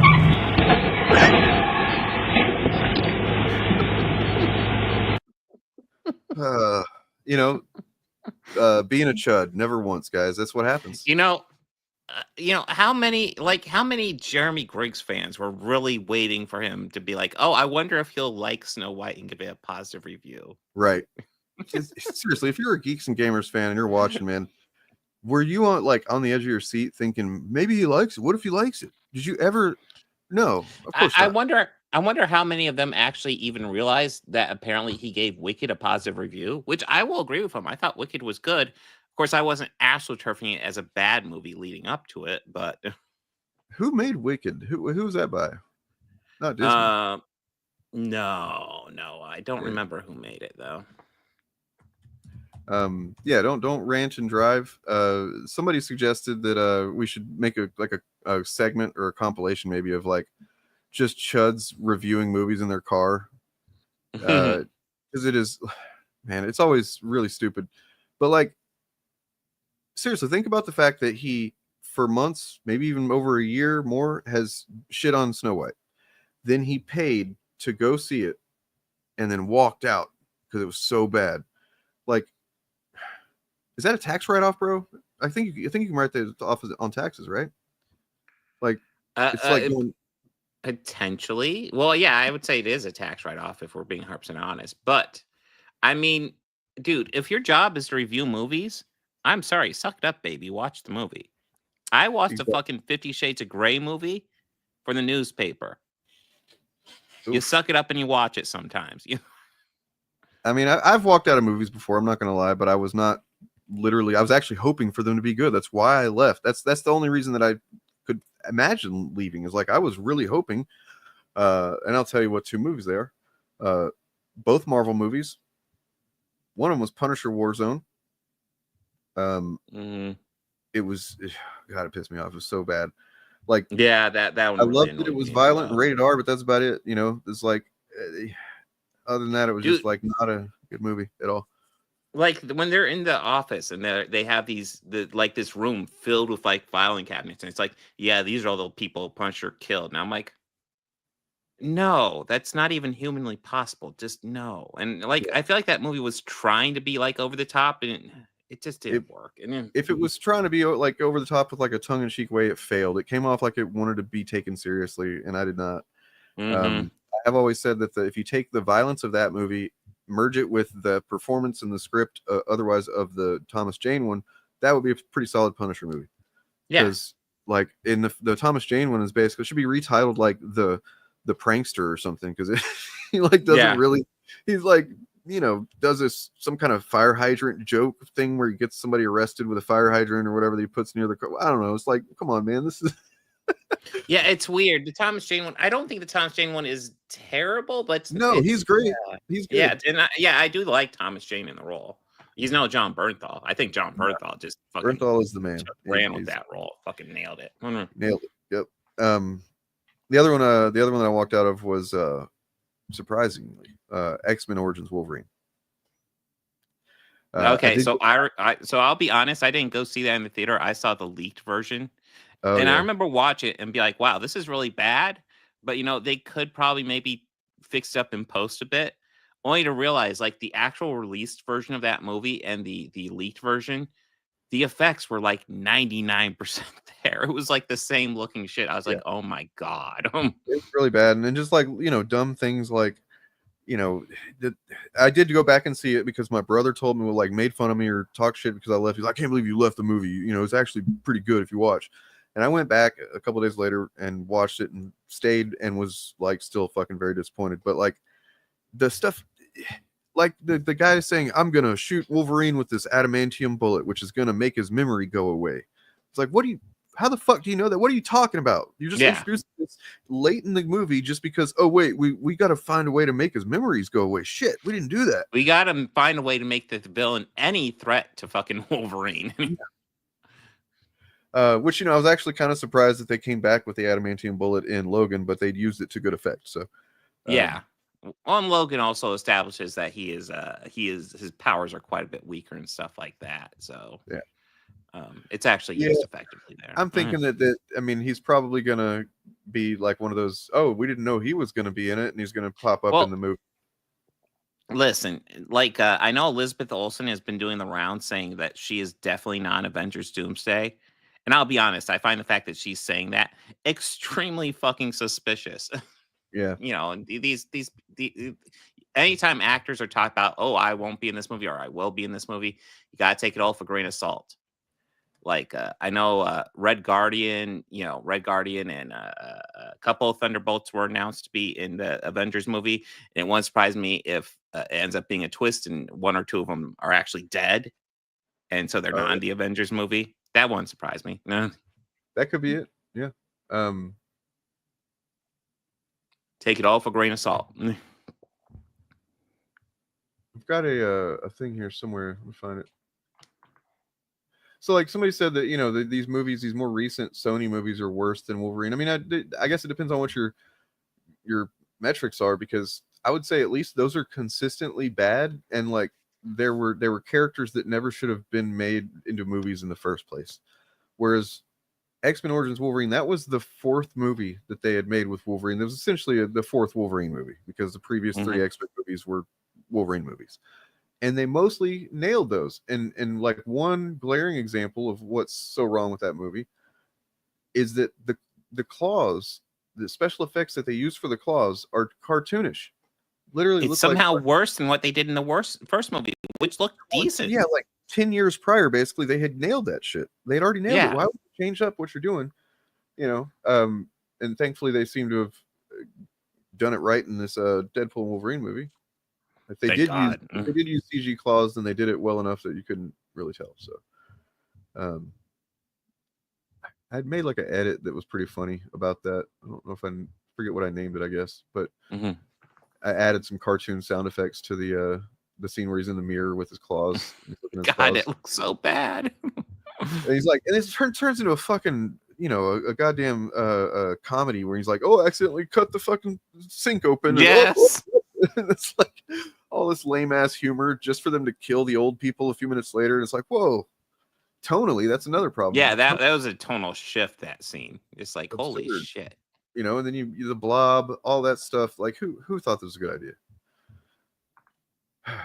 Anyways, I guess that's all we had to talk about, right? Yeah, I don't have anything else. I guess Origins Wolverine sucks. I guess I can announce this because you may remember, like, I don't know, a year ago or something, that we had talked about doing a Nerdrotic video that was going to be kind of similarly made as the Critical Drinker videos we did. Well, we didn't ever get to that. Other stuff happened, came up, but we do still have some script and some ideas and stuff. So I think that you're going to see that that Nerdrotic thing come to fruition in a different way.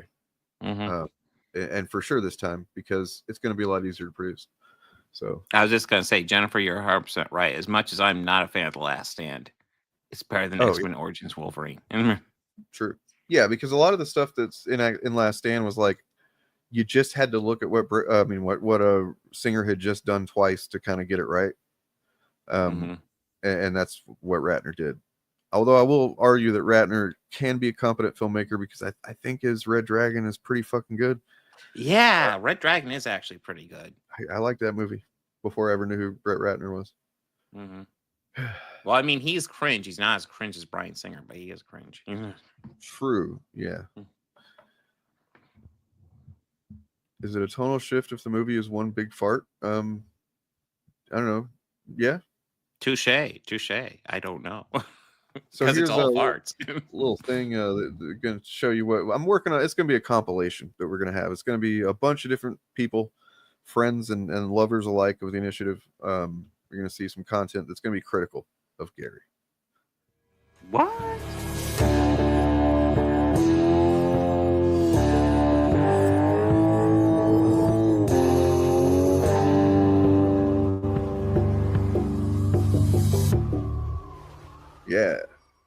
Bob says he looks too cool there, so I might change that. Yeah, we'll see. We'll see. I mean, I kind of like the joke context of the video you set up, so we could have fun with that. But yeah.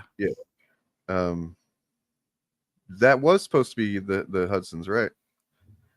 Yeah, I didn't even think about that. That's sad. That is right. Yeah. Days of That was Future fucked Past up. weird because it is mostly really, really good, but then Yeah. it kind of ends in like an anticlimactic final showdown kind of thing. I feel like, Magneto shows up and pulls, it's just like, oh, it's over now. Wolverine just gets tossed out of the fucking third act, basically. I don't know. Yeah.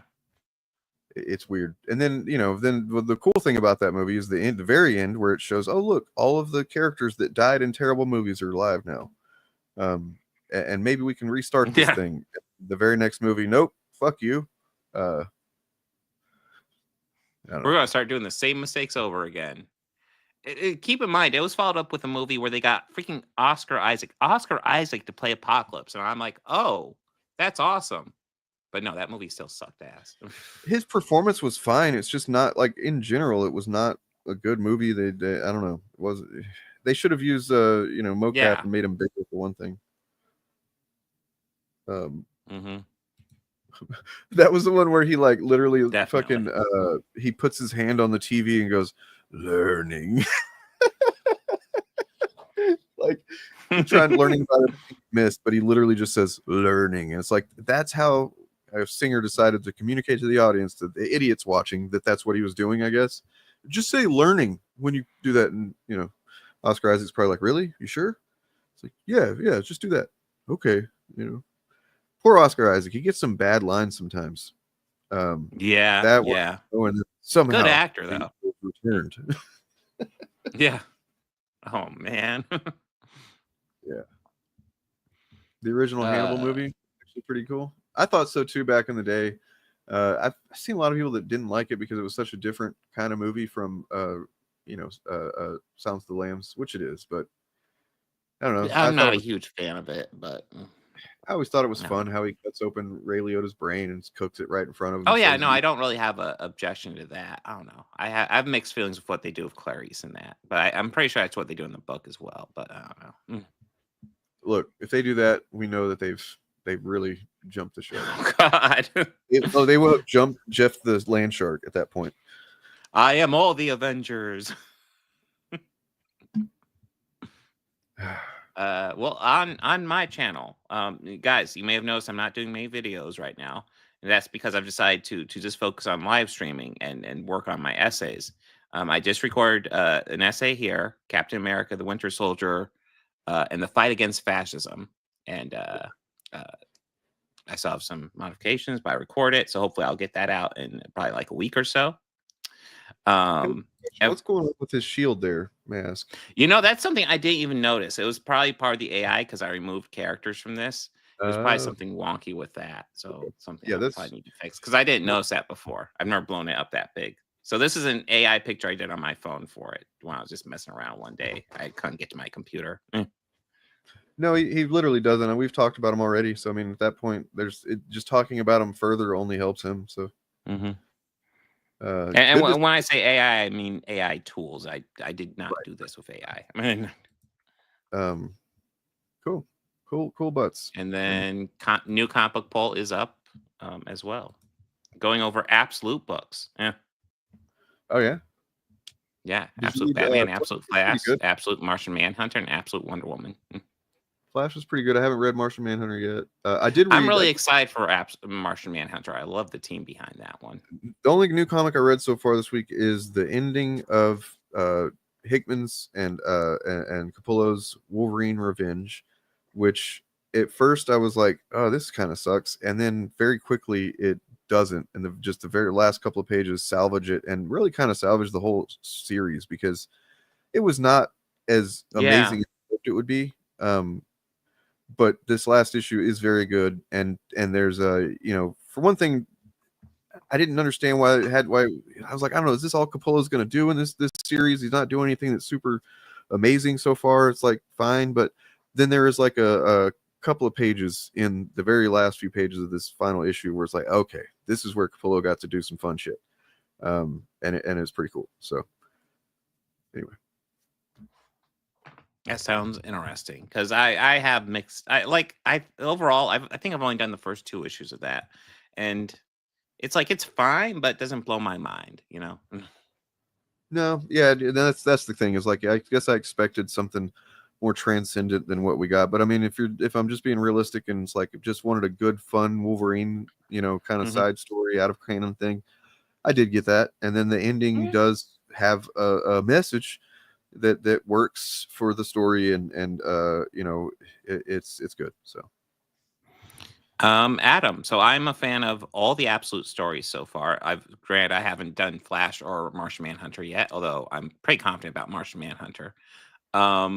I would say right now I really like Absolute Batman, Absolute Superman, with Absolute Superman being my favorite. But they're all good. Yeah, I mean, I'm assuming Martian Manhunter looks wacky, but I fucking loved it. That's Denise Camp doing that one, right? Yeah, Dennis Camp is writing, and it's being drawn by Javier Rodriguez, who I followed his Zatanna series last year. He does like very old school style artwork, and I think that could be very fun for Martian Manhunter. Yeah, I think they had a couple of pages preview in the Flash, maybe, or something that I saw, and it seemed interesting. I mean, the Flash is one of the more of the ones of so far. It seemed like it's not doing anything super crazy at first, but then the very last page reveals a kind of crazy twist to it. So I will continue checking that out. Yeah. All right. Well, here's the thing that is a thing for you Daredevil Born Again folks. This is from a channel that I fucking forget who it is, honestly. Let me look it up before I share their shit without crediting them.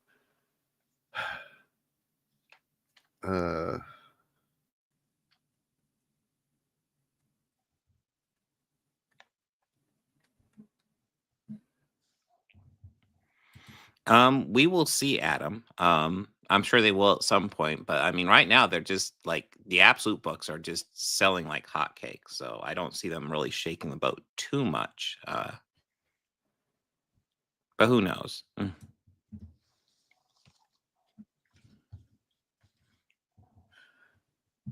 Okay. So the channel's called Beyond the Guitar, and the video is titled "How I Play Guitar After Watching Daredevil Born Again." Please like and subscribe on whatever channel you're watching, and then go to the other channels that are listed below. Check out some of those channels, guys. They're pretty good. Shout out to Turf Nation, who is still against his will and maybe even knowledge, letting us use his channel to stream to. I will be doing live AF on Friday as per usual, and see you then. Peace. And I'm taking tomorrow off, and then I'll be live Saturday. Sweet. I'll just sit here and